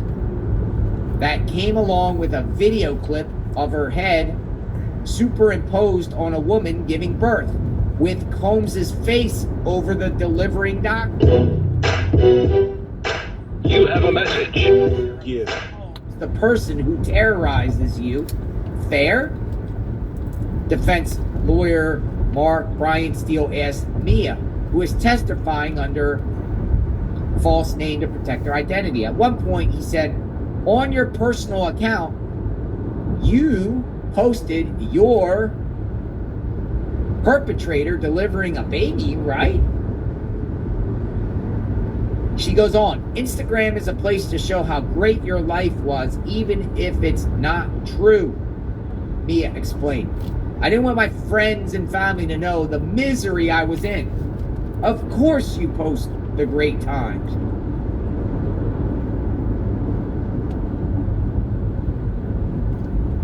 So there you go on that aspect.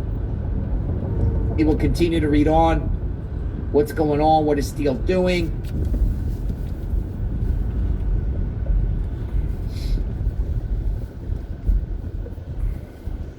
Talking about an email between her and D-Rock. What's this? My friends at Funny or Die. I'm in the video. What did you write? You know, you are a celebrity when you are spraying champagne at Funny or Die. What is this? My birthday post for Justin's Puff, or for Justin Puff's son. All right. So now they're showing that she made a post, a birthday post for Puff's son, Justin. After all these essays happen, she's making a birthday post for Justin.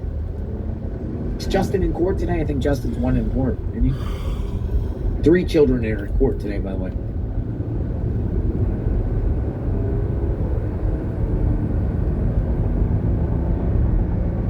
Excuse me. So he's still picking at her about all these posts that she's made. Posts. But she did say her job was to promote things. My job is to promote things. So we'll see if Steele can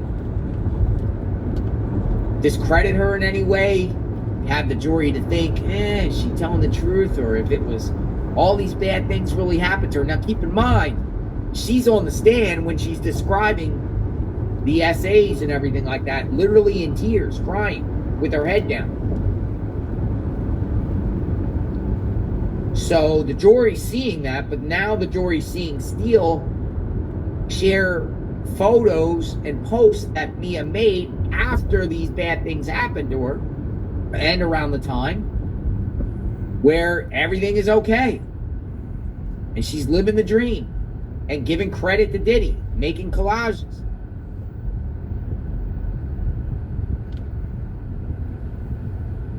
And this one, the promo to his alcohol brand. Hashtag, you are in it with Mr. Combs. Yes. Do you ever say anything that Mr. Combs violated you? Never. Here. Puff and Jimmy Levine, legends. He's traumatized you? Yes. So again, he's going back at her with more photos and saying, you keep sharing all this good stuff about Diddy, but this is the man that traumatized you? Yes. And she repeated, she just said, yes, it's the man that traumatized me.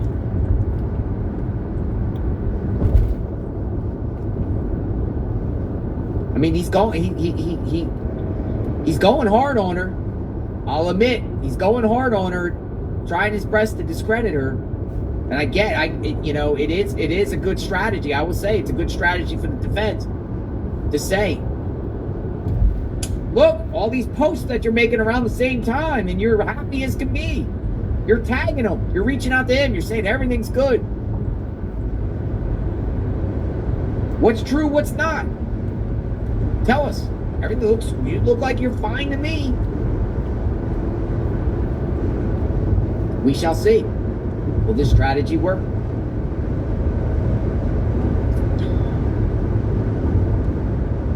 Remember, nothing is erased from the internet forever. Always people screenshot your posts. But she's in that industry at the time, so of course her job is to promote things and post things, right?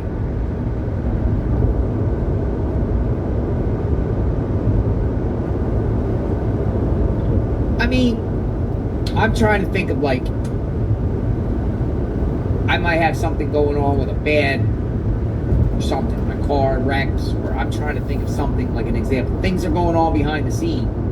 But if you're in the business of putting yourself out there as a public figure and everything like that, you're not going to let the world know everything that's going on bad about you behind the life. You're going to do your job and what you do or what people like you for, and you're just going to keep it moving. And, you know, whatever's behind the scenes, you deal with it behind the scenes. But forward, if you have a job and things like that, I mean, a lot of people have jobs, they go to their jobs, but behind at home, think bad things are happening at homes, but they go to their jobs and they just put on the face. Reliable at their job, but they're not going to lead what's going in at home and bring it into their workforce. But Steele's saying this is coming from her own personal account.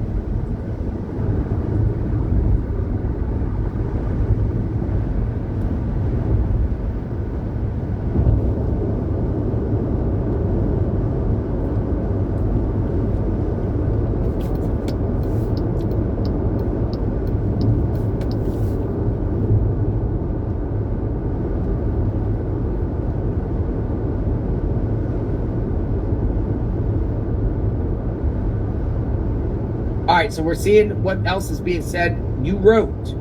Steele said, you wrote. Watch Puff tonight on Fuse today.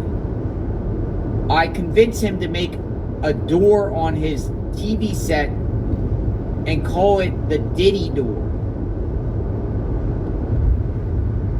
You posted a picture of a person who has ruined your life?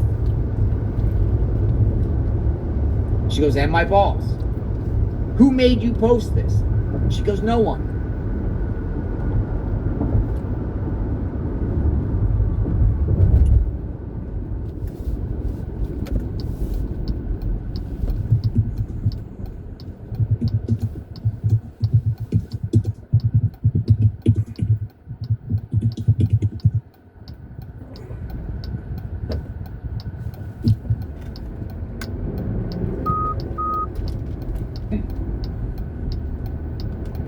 Nothing there. We're almost buttoned up with the lunch break, by the way. Like any minute.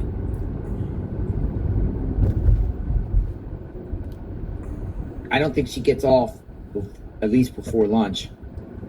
All right, so Combs to Steele. How do you forget about waking up with a man on top, having his way with you? Mia says, I was in fear of upsetting him. The moment others... I was in fear of upsetting him.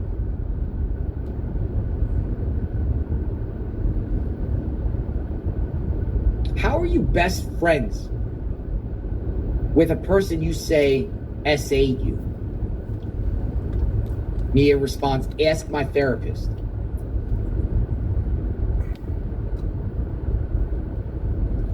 Could it be because she would be more worried about what would happen if she said no and she didn't play along?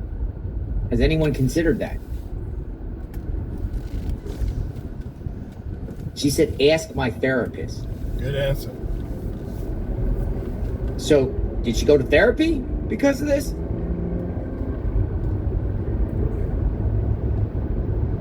Did she go to therapy? That was an interesting response, though. Ask my therapist. How are you best friends with the man you say SA'd you? Ask my therapist.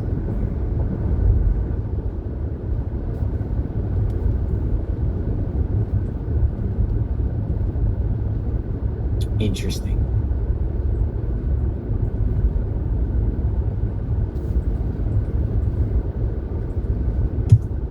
Cassie went to therapy. People have already discussed shock trauma. All right, nothing on the CNN update here. I'm continuing to look and see these updates.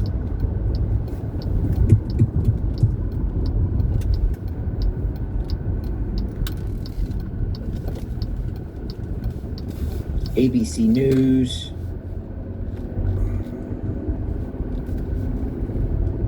We've already echoed that. So ABC News, pretty much everything we said on ABC News is referencing CNN. Most of the things we discussed, no added on. So I'm sticking here on the inner city press. Ask my therapist. All right, so yeah, we're waiting. What do you think the therapist said? What do you think she discussed with her therapist? Is he going to elaborate on that? Try to press her on that? The whole thing, what he's doing so far, is basically saying that you made all these social media posts. Everything's cool. But you're saying all this happened to you. And you could be best friends with a man. SA'd you say SA'd you? Ask a therapist.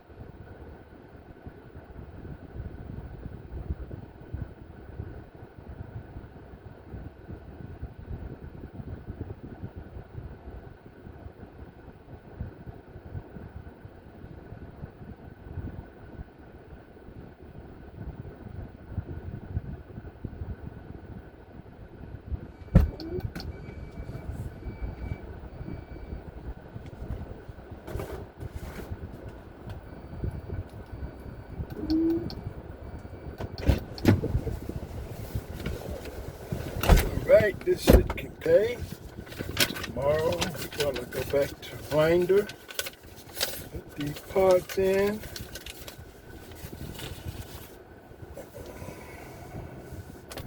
That's what Saturday morning. That's what we gonna do.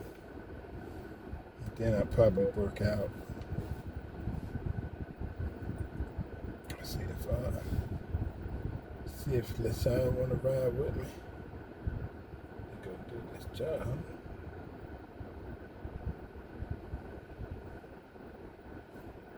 These are still in the court, so let's try to see what's going on here.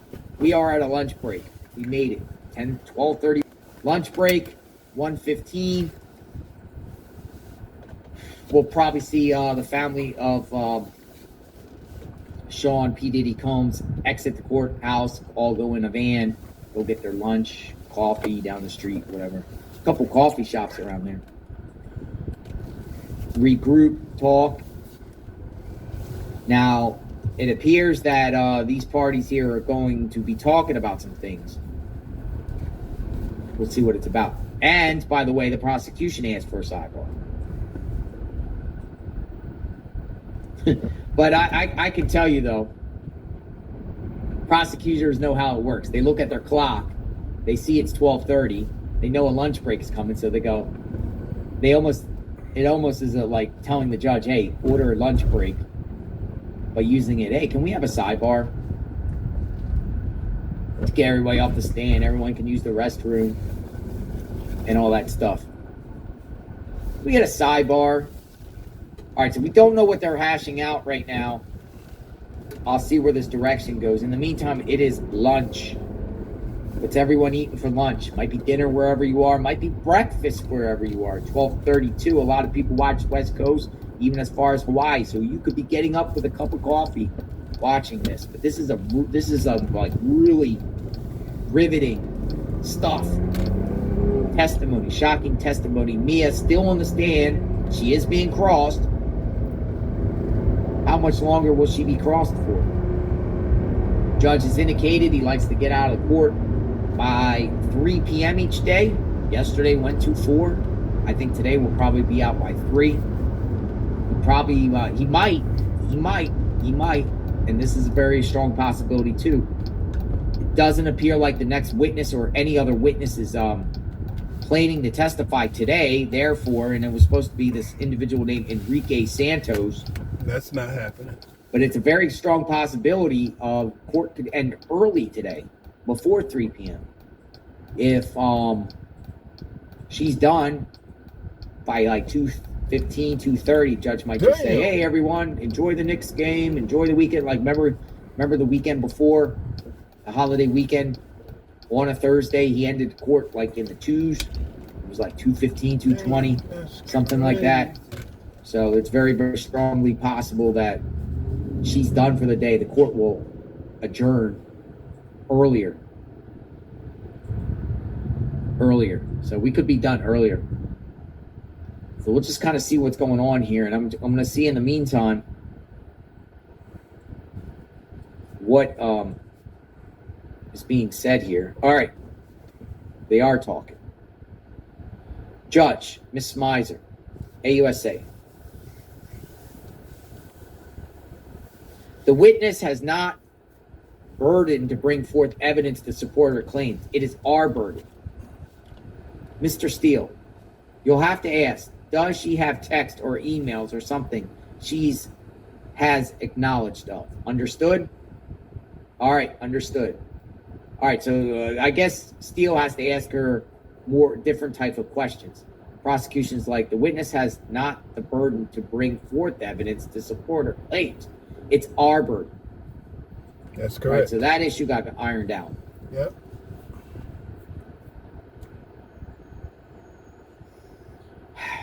Just PRing on her part in reference to the social media post.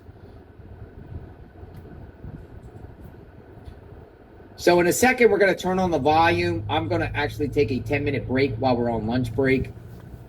And we'll see if any of these social media... I'm so happy that you had me, and I hope that we can have a nice discussion. I love the dialogue, as you know. You were supposed to be here back in the day. Way back in the day. It was the same day it was when you and Trevor Noah and everybody. It was the day after the Daily Show situation / debacle / milestone, I guess. We'll call it that. Oh, Tommy, are you a racist? I sure am not. Yeah. Thank you for asking, though. I appreciate just coming in hot, just right off the bat. But I'm glad we could clear that up, and now we can move forward. There we go. Do you get that often? You know, not so much anymore. Okay. Yeah, the time of me being accused of that has dissipated, mostly. But, you know, hey, listen, I appreciate the question. I'm an open book, and I hope after our time together, you will see that for yourself. But thank you for asking. What have you been up to? That was a question people were asking. It was like, you know, where's Tommy Lauren been? Doing my thing, you know, doing my thing on Fox. We've been through a couple elections since you and I last spoke. This one went more my direction, I would say, as the last one did when we, you know, were talking previously during Trump Edmund 1, and you and I talked about, you know, if you would be open to seeing what the president had to offer, and you know, now we've got a few years separating that and now, and I'm happy with everything that's happening so far. Really? Honest, come on, honest assessment. Now, I promise you this. If there comes a time where this administration does something that I don't like, I'm happy to say it. And I don't know if you've seen over the years, but I've taken a beating for going against the right. And I was fired for going against the right. I think that was the Blaze, right? Yeah. So I have no problem doing that. If I see an issue, I'll say it. I don't play for a team. I don't work for the Trump administration. If they do something I don't like, I'm happy to say, all right, that's not my thing. Right now, I'm happy. We'll see. You know, we're a few months in. Well, you were fired from the Blaze after saying you support a woman's right to choose. Did you not realize in that moment that the movement that you promote doesn't really allow true freedom of thought? Because that's what it feels like. It doesn't feel like they allow true freedom of thought or freedom of speech. Well, I'll tell you this. That particular network didn't like it, but the network I'm at now definitely supports my right to free speech. Yeah, there were a lot of people on the right that didn't like that I said that. I'm someone who really believes in freedom. I don't like government intervention. So when I said I was pro-choice, it was, hey, listen, I'm personally pro-life, but I don't like the government telling people what to do in that regard. Right. And I don't think the government fills that need. I really don't. I think that's a place for family and faith and community to come in during that time that's hard for women. I don't think the government does it well, so I don't think the government should impede. And I was very forthright about that. Some people didn't like that, and that's okay. But I got eviscerated for that, you know, and I had to go through a battle with a network for that. But that's why when I say I don't play for a team, I don't play for a side, I'm happy to take the hits from my side. If I believe in something, I'm going to say it. So the left or the right, I mean, I'm kind of a punching bag for both, and that's okay with me. Do you feel like a president should uphold the Constitution? Oh, absolutely. It's their duty. Yes. So when you see him on Meet the Press and he's asked that question, President Trump, he's asked that question and he says, I don't know. You can't be happy with that. Well, to be fair, when he was asked that question, it was regarding illegal immigration and what his administration's abilities are. Now, that's going to end up being decided by the Supreme Court. We don't have those decisions yet. But to say he's just not upholding the Constitution, he's saying, well, the lawyers are going to tell me how far I can go. So I respect him when he says that. He's not saying, nope, I know the answer. He's saying, listen, this is going to play out. Judicially, it's going to play out. Legislatively, it's going to play out. But I'm going to do what I can to, you know, protect the sovereignty of our nation and our borders. And we had an invasion in his mind and in my mind, and we have to correct that. And the voters voted largely to correct that. So when he said that about the Constitution, he wasn't saying, I don't know. He was saying, listen, it's going to play out. And I respect that. There is actual due process language in the Constitution. Yeah. To me, there's a gray area. Everybody is the right. Everybody does have the right to due process. Yeah. To me, there's a gray area there, and it depends on what we're talking about. So the position the president has and my position is this. It's a privilege to be in our country, and there were millions of people who came into our country, and they said, I don't want to follow a process to get in, but now I want a different process in order for you to remove me. And what this administration is saying, and what many Americans, including myself, feel is, listen, you need to follow our laws. You did not follow our immigration laws. So there's going to be a different process for you than an American citizen. And if two immigration courts say you're gang affiliated, if you've beaten your wife and you have protective orders filed against you, if you're accused of trafficking people around this country, which is a major issue, human trafficking, sex trafficking, then you no longer have the privilege of being in this country. And by the way, you also came in illegally. So the whole due process conversation, that's where I stack up on that. Now, listen, I don't believe people should just be rounded up with, just because they see you and they say, oh, get out of here.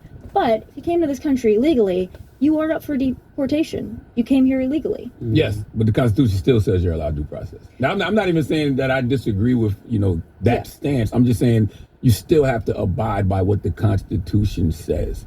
But why did nobody take any issue during the Obama administration when he deported 3 million people without that due process of, yes, you're in here illegally. Yes, the court says you're here illegally, but we're going to deport you because you're in the country illegally. There was no extra due process for those 3 million under Obama, and nobody had an issue with it. So now my question is, why now is there another level of due process besides an immigration court saying you're here illegally, you have a notice to be deported? I've always asked that question, and it's to my knowledge that those people because Obama deported more people than any president ever, right. But those people still were deported, via due process. Like they didn't just grab them and say, hey, we're shipping you off to an El Salvador. No, but an prison. immigration court said, yes, you're up for deportation, but the Obama administration didn't give them this extra due process, or you get a trial, or you get... But if you go through the courts, that's due process. Exactly, an immigration court, which that's what President Trump is also doing. It's not just, they've never been in front of an immigration judge. The guy from Maryland didn't go through through due process. Two courts actually not only said that he was gang affiliated. Mm-hmm. The local PD said he's gang affiliated. An informant says he's gang affiliated, but that has nothing to do with due process. All of that could be true. But two courts already said you're gang affiliated and you're an illegal immigrant. I mean, there's no dispute that he's an illegal immigrant, and there's no dispute that the courts say he's gang affiliated. But that has nothing to do with his due process. I'm with you, but that has nothing to do with his due process. That just means that he has committed some crimes, but he's still allowed due process. And I think that's where a lot of Democrats are getting caught up in. They're so focused on defending his character or what he may or may not have done, when we should just be talking about the due process that has allowed people within the Constitution. So do you want him to go in front of another immigration judge then? I guess that's my question, is that he's been in front of immigration judges. He's in the country illegally and has been for many, many years, right? You not only came to this country illegally, but then since then you have protective orders against you. Your wife says she's scared of you. Your wife's ex-husband said, hey, I'm worried about my kids because my ex-wife is dating a gang member. And you got caught on body cam footage allegedly trafficking people across my state of Tennessee. So at some point, it's like, how many more judges need to say this cat needs to leave? And I would also ask this. There are Americans who are accused of being gang members all the time. And I feel that they get less benefit of the doubt than someone who came to this country illegally. And that should infuriate Americans, that there are people sitting in jail right now who I feel probably get less attention, less advocacy, and they're rotting in jail than someone who came to our country illegally and then continued to break our laws and endanger people. So that's my perspective on it. And I get what you're saying about the due process. I understand that's literally the only conversation. I'm not saying that he shouldn't even, I'm not saying that he should not be deported. I'm just simply saying he should have to go through due process. That's it. I think that, the people like to just keep saying, well, he committed this crime, he committed that crime. That has nothing to do with the due process that he's allowed within the Constitution. What do you think about Donald Trump taking the plane? Constitution also says you can't do that either. That's another gray area. I'm not a lawyer. Why is that gray? Well, because here's the deal. I understand, and I'm not fully saying I even support it. I see the president's position. Hey, if they're going to give us this plane, otherwise taxpayers are going to pay for it. We need a new Air Force One, and they don't have it ready for us. They were supposed to have it ready for us. They don't have it ready for us. If Qatar is willing to give us this plane, and it can save us some money, maybe we should do it. Save the people some money. Donald Trump doesn't look at things like a typical politician. He looks at it like maybe your average person would say, hey, you're going to give me this and I don't have to pay for it? Okay, I'll take it. And I understand. There are many people prohibits that. There are many people on my side of the aisle who also agree with you. Like, hey, what are they getting in return? And I need to know that as well. So I'm not saying that I'm just like, yes, take the plane. I would prefer you didn't, but I understand. Why would you prefer he didn't, Tommy? I I don't want to be beholden to potentially hostile nations in the Middle East. And you know it's unconstitutional. I understand your point on that. I don't know if it is unconstitutional. It is. The U.S. Constitution prohibits For him it. to accept it. It's textbook But he didn't unconstitutional. accept it. All I It was want, given to regardless the of Air party, is a president who upholds the See how he Constitution don't put at that all in times. there. Do you feel It like wasn't President Joe given Biden to did that? No, probably not in all cases. But that's why I said, regardless of party, I want a president who upholds the Constitution at all times. I don't think the Constitution should be flexible. Yeah. Well, you know, there are some on the left that want the Constitution to be flexible when it comes to the Second Amendment and, you know, other parts of the Constitution. So some people say it's a living document. It changes with the times. Other people say, listen, it's the original intention. And I think there are times where we probably agree on different points and disagree on others. I take your point, though, about the plane. I'm not cheering for it. Like, I'll be honest about that. I'm like, hey, if we can avoid that, let's avoid that. Let's just not even go into the gray area. I would prefer that. But I see the president sees it as, let's save some money for the American people. I think he really does care about that. I really do believe that he sees things like a business, and that's his perspective on it. And I think that he appreciates the gesture. But I don't love it. It's still unconstitutional, and it could be a national security risk. I understand that. I don't disagree with you on that point. The plane's probably bombed. It could be a bomb for all we know. I'm not joking. I don't disagree with you on that point. I would need to know more as well. Is it true you're the grandchild of immigrants? Well, I think most of us are grandchildren of immigrants. Mm-hmm. Yeah. Because you said America should stop being a dumping ground for other countries' problems, right? Correct. So at what point did your family's journey stop being noble and start being disposable to you? Well, point taken what you're trying to do with that. Mm-hmm. So here's my thing. We are a nation of immigrants. We once had a process for it, and then it became a free-for-all. We have to know who's coming into our country. The days of coming into this country, and we can agree to disagree on who came in and how they came in, and I'm happy to have the conversation. But when my family or my lineage came into this country, they didn't come into this country and they didn't get a four-star hotel room. They didn't get all their meals paid for. They didn't get lodging and health care and schooling and everything that the legal immigrants that are coming in now are afforded. And they're sucking up the resources from people who really need it. It's really hard for people like me and on my side to rationalize, and I think many people that don't have a party affiliation to rationalize importing millions and millions of people into this country, allowing them to use all of our services, and allowing them to stay even though they didn't follow the process to get here. So that's the point. We want immigrants. There's nothing saying we don't. We need immigrants. We need them. We love them. We need them. We need a process. Do it right. Just do it the right way. And if we didn't have so many that came in the wrong way, we could allow more people to come in the right way. And we want to foster that. And I don't think President Trump is anti-immigrant. He's married to an immigrant. You know, J.D. Vance is married to someone who comes from a family of immigrants from India. Like, we're not anti-immigrant. Just come the right way. And it's really hard when I see the people in New York City or the people in Chicago or in L.A. and you see people that are struggling, that they can't afford their daily life. And then you see illegal aliens in a 4-star hotel. Right, and you see them getting their needs taken care of. And you see Americans falling by the wayside. You won't see me push back on that one. I agree with that. You are often classified as like controversial. That's how people describe you. How much of that is intentional, and how much of it is really you standing on business of what you believe in? I would say I'm much like you two in that regard. I don't go out of my way to be controversial. There are a lot of people that have found this new media and on the right that they say things to be controversial and they say things to get attention. I don't do that. I really just have a perspective and I'm happy to say it. And it's meaningful to me and it's well thought out. I don't just say things. I think about it and I say it and then I stand by it. But I don't say things just to be controversial. Yeah. And I like having conversations with people. I really do. I really do believe that most of us in this country want what's best for this country. We have different ways of going about it. But this is America. That's why we talk. Yeah. And for too long, we just didn't talk to each other. And I think now the barriers are starting to be broken down in that regard. And I'm really happy to see that. Do you feel like your boldness is misunderstood? Sometimes. I think maybe less over the years because I've taken so many hits from the right, maybe.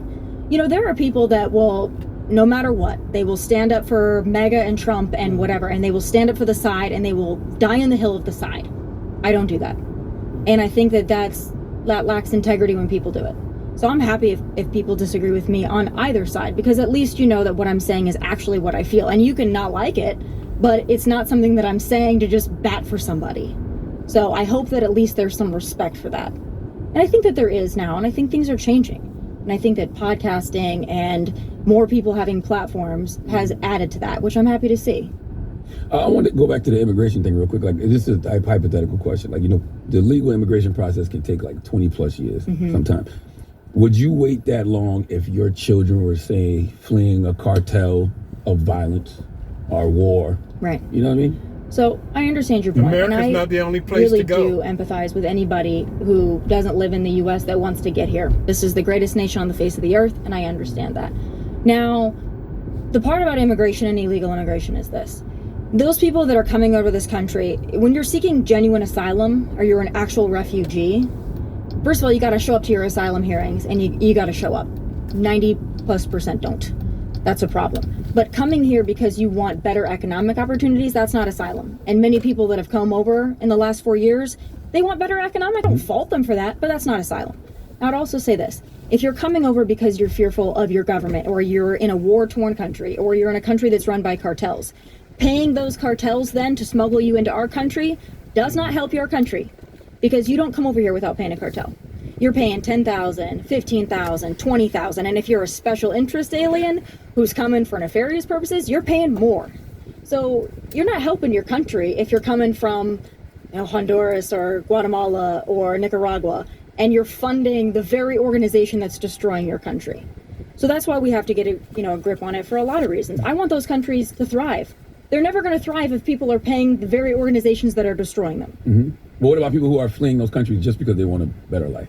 Do you have any empathy for them? Like, of course, I have empathy for everybody. Gotcha. But there's still a process. Because there's no reason that somebody should go through the process and pay a lot of money legitimately and wait 5 or 10 years because they want to be an American so badly, and then watch someone skip over them. But you can understand, like, if the process is literally life or death, if depending on this process is life or death, I got to get my kids out of here. Then you go to the next country. I got to get out of here now or my whole family's going to die. Yeah. Well, that's why we have the asylum process. And that's what it's intended for. Unfortunately, so many people have taken advantage of it that the people that need it, they're the ones that fall through the cracks. The ones that are like, hey, I really am fleeing this. My family is in danger.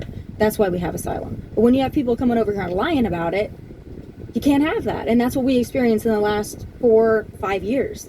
And it's unfortunate because all that does is hurt the people that need it the most. And that's where I stand on that issue. And I have empathy for everybody, by the way.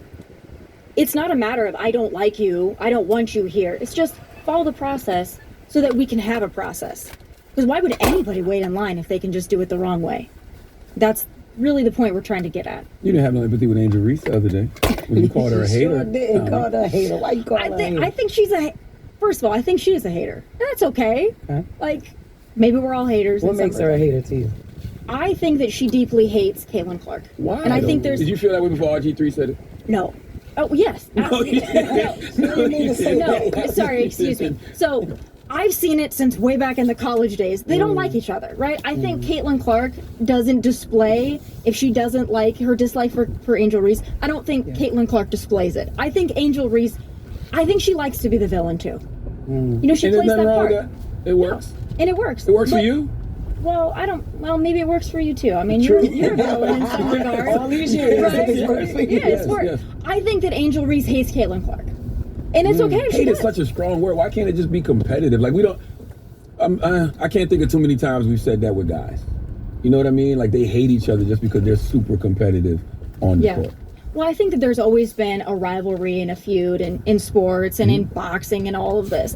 But I think when you see Angel Reese and the way she reacts to specifically Caitlin Clark, I think it's hard to dispute that she dislikes Caitlin Clark. And it's okay if she does. Like, you're not going to like everybody. Well, last night, the Fever played, I think they played the Atlanta Dream. Was it the Dream? Let me make sure it was the Dream. I just know her and Ryan Howard got it. It was the Dream? Was it the Dream? Yeah, I think so. Yeah, it was a Dream. And she got into it with Ryan Howard. And they had words back and forth, and they had to hold Ryan back. And Caitlin said, I'm not scared of you. That's just competitive. There's no narrative that Ryan hates Caitlin.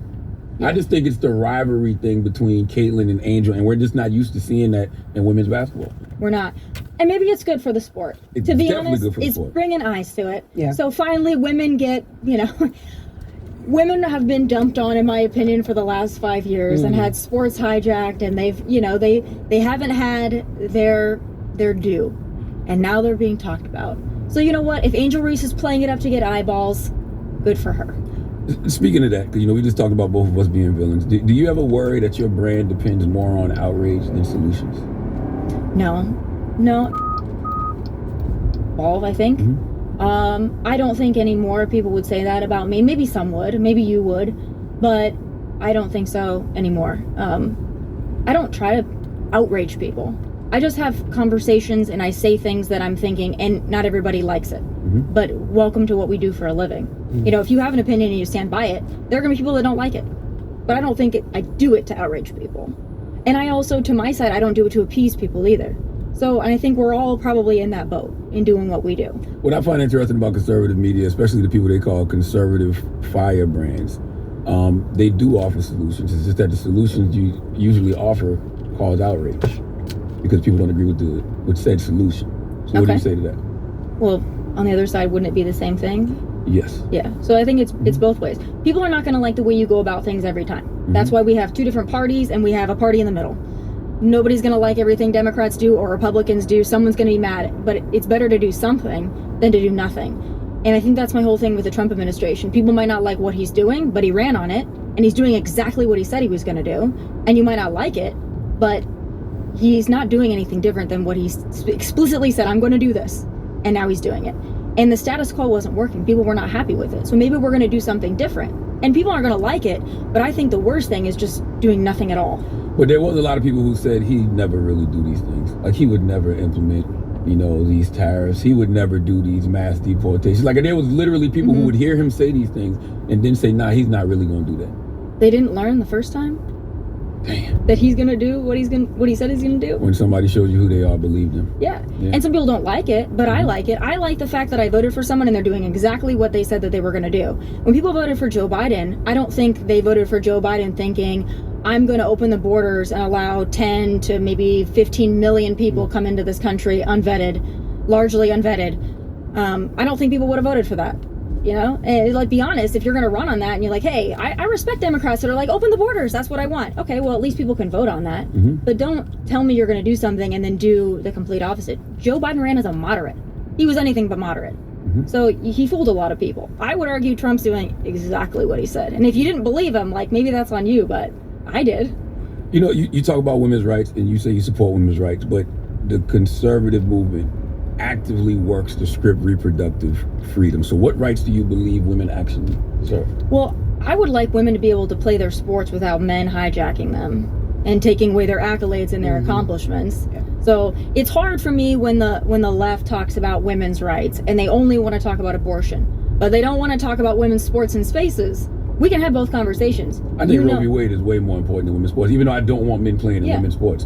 But I think that a woman's right to choose should always be a woman's right to choose. That shouldn't be stripped away from her. Well, do you notice that the left have been very quiet about Trump's abortion ban since he was elected? Wasn't that the big concern before he was elected, is that he was going to take away abortion? I haven't heard anything about that. In fact, there are more abortions now than there were under Roe v. Wade. People can't afford to have kids because of Trump. Because in the 4 months he's made everything unaffordable. He came in, everything was great, and then 4 months later everything's gone to hell. Those tariffs have fucked the economy up, Tommy. We got it. Some things we have to admit because they're right there in our face.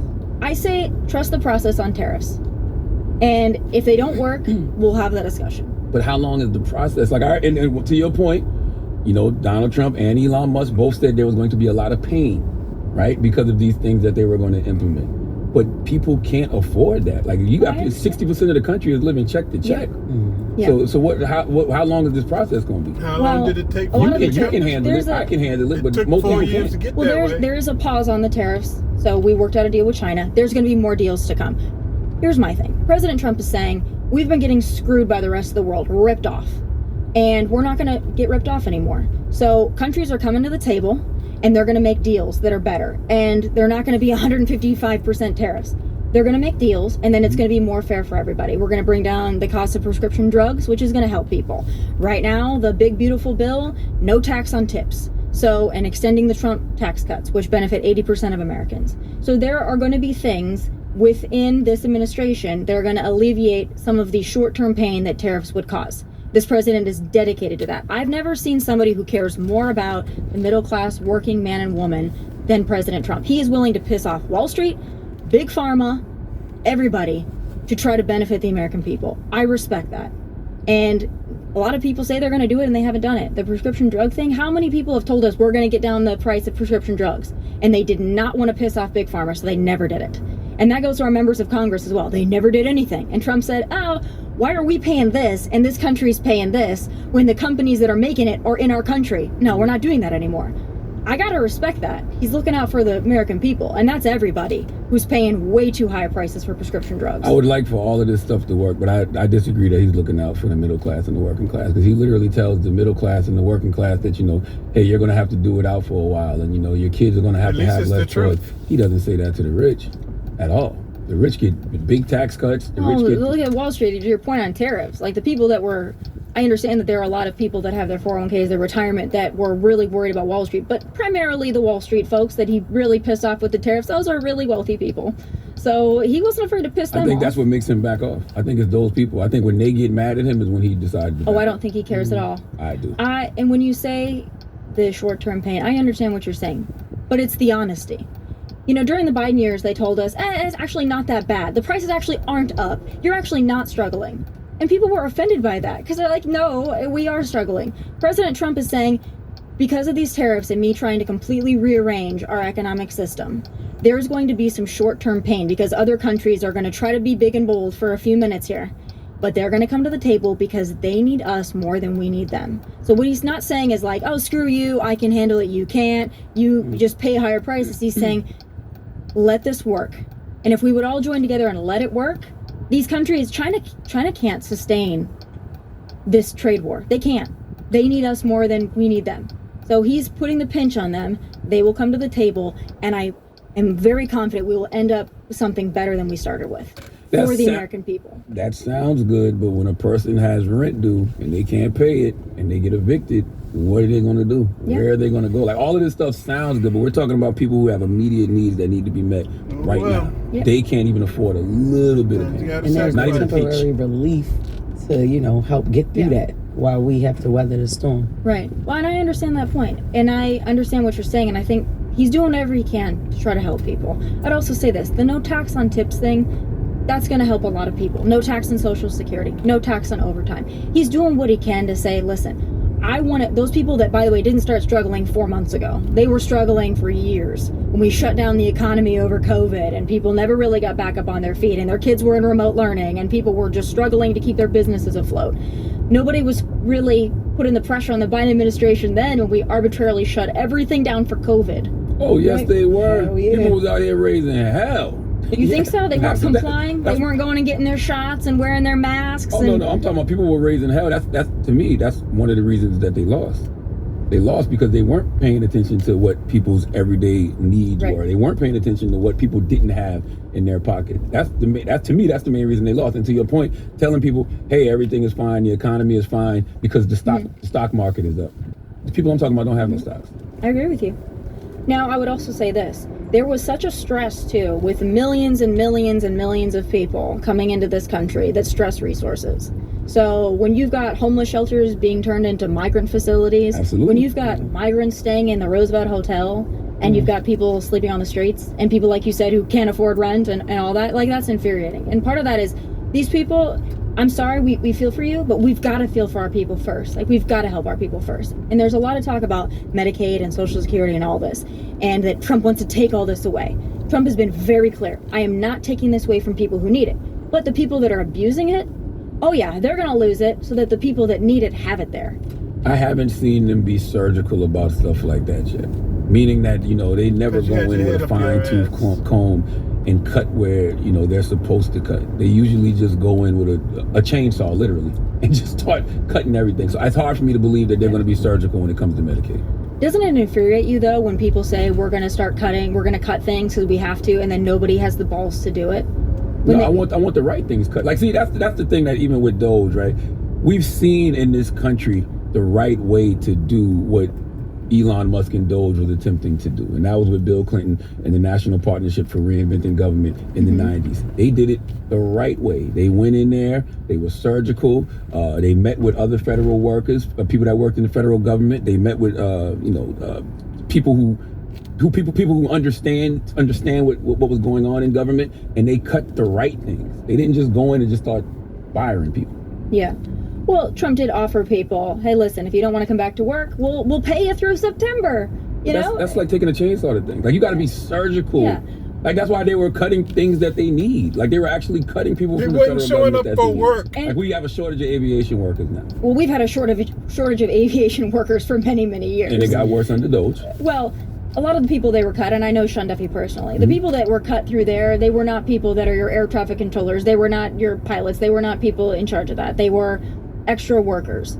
Now, nobody wants to cut anything. Like, nobody wants to take someone's job away. But the fact of the matter is we are going to go bankrupt unless we cut something. So at least be honest with people. Be like, we got to cut something. And people aren't going to like it. Like, someone's going to lose something. That's just the nature of the beast. But when you cut something and realize, oh shoot, we actually need those people, and try to hire those people back, and that's an F up, and you gotta account for that, and Elon Musk has. And I'm not sitting here being an apologist for Elon Musk either, by the way. I do think things should be more surgical, but when there's so much waste, fraud, and abuse, and they go in and they look at this, and it's like, oh my God, we're walking into the house, and it's probably a demo mission here, and you try to just fix one little thing at a time. They're like, this is so bad that we might need to shut these entire departments down, and we can reinvent them and we can reopen them. But it's so bad right now, and the drainage is so bad on our resources, we've got to, cut our losses at some point. And then we got to figure out what we're going to do next. But there was so much abuse, and people going to concerts, and government workers renting out stadiums and Caesars, and just getting away with it. Well, isn't it better to measure twice so you only have to cut once? And once again, we have history that shows us this can be done the right way. And that's not a party thing. I'm just simply pointing out that Bill Clinton, Al Gore, they did it the right way. And why are we doing it again? And Elon even said one time, he tweeted, what I'm doing is no different than what Clinton did in the 90s. Not true. Well, the extent of the waste, fraud, and abuse in the 90s is not what it is today. So there's a much different beast to tackle. It's gotten considerably worse because people realized they could have their hand in the cookie jar and no one was looking. So it got way, way worse. I agree with you, though. There does need to be a methodical process. I think that has, in the last month, I think that's been more so the stance. You're not seeing Doge doing what Doge did on the outset. They came in very zealous and very excited, and I think they've dialed it back. Yeah, because Elon got the fuck out of there because he realized it was affecting his real business. That's what it is. He's still doing it. He's just not as outward on it. But I think they've dialed it back. They named the new president, right? The guy who created Project 2025 is the new head of Doge. Forgot his name though. Oh, I don't think so. Elon Musk is still there. No, he's not. He's still working in Doge. He's just taking a step back from the limelight. Yeah. Gotcha. Yeah.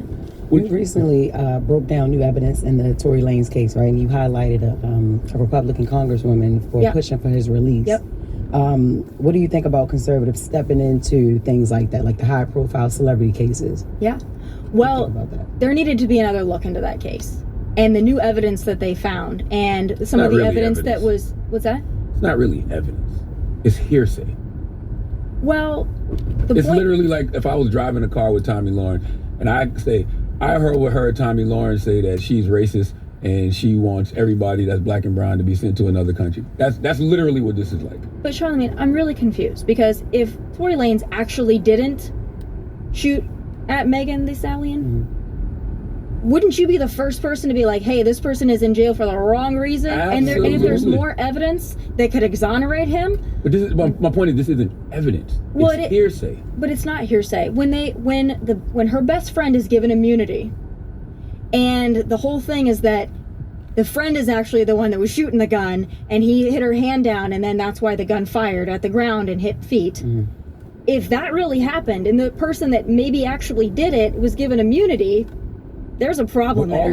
And listen, I'm not saying the courts get it right all the time. All of that went through court already. Here's my problem with this situation. And this has nothing to do with Tory, Meg, any of these people involved. It's just simply when something is presented in the court and there's actual evidence in testimony, right, that says this happened. Why do we put hearsay? Why do we give hearsay more weight than we give that? I think you just have to take it into account. And I would think you'd be the first person to be like, hey, if somebody's in there wrongfully and there's more evidence, then we need to take a look at it. Why didn't we take it into account during the trial? The guy. Well, I can tell you exactly why. Because George Gascon, who is he was facing 2 recall attempts, right? Mm-hmm. And he was desperate to show that he could do a big, high-profile case. And if you put Tory Lanez behind bars with enhancements for 10 years, you look good. And it's like, and especially when you're doing it on behalf of a mega celebrity like Megan Thee Stallion, who has a much bigger following than Tory Lanez and much bigger profile. So George Gascon, who doesn't want to put anybody in jail, by the way, then slaps a 10-year sentence on Tory Lanez, and you give immunity to the friend. But a jury, it was a jury decided Tory Lanez's fate, not just the judge. Well, but there was enhancements by the DA. So, and enhancements are unheard of. But what I'm saying is, enhancements. School me. I don't know what you mean enhancements. When you enhance the crime, 10 years for what he's accused of. When you add extra onto it and you add enhancements due to the nature of the crime, and you're not willing to do that in many other cases, it's like, why are you throwing the book at this guy? I didn't think that was throwing the book at him. This is Doug, 60 Gang. Thank you for joining me today. We'll be going back out to Winder tomorrow and install those parts in her washing machine. And we'll see you then. Till then, enjoy your Friday and have a blessed evening. 60 Gang, I'm out. Remember to like and subscribe and share. Help me grow my channel and you'll be greatly appreciated.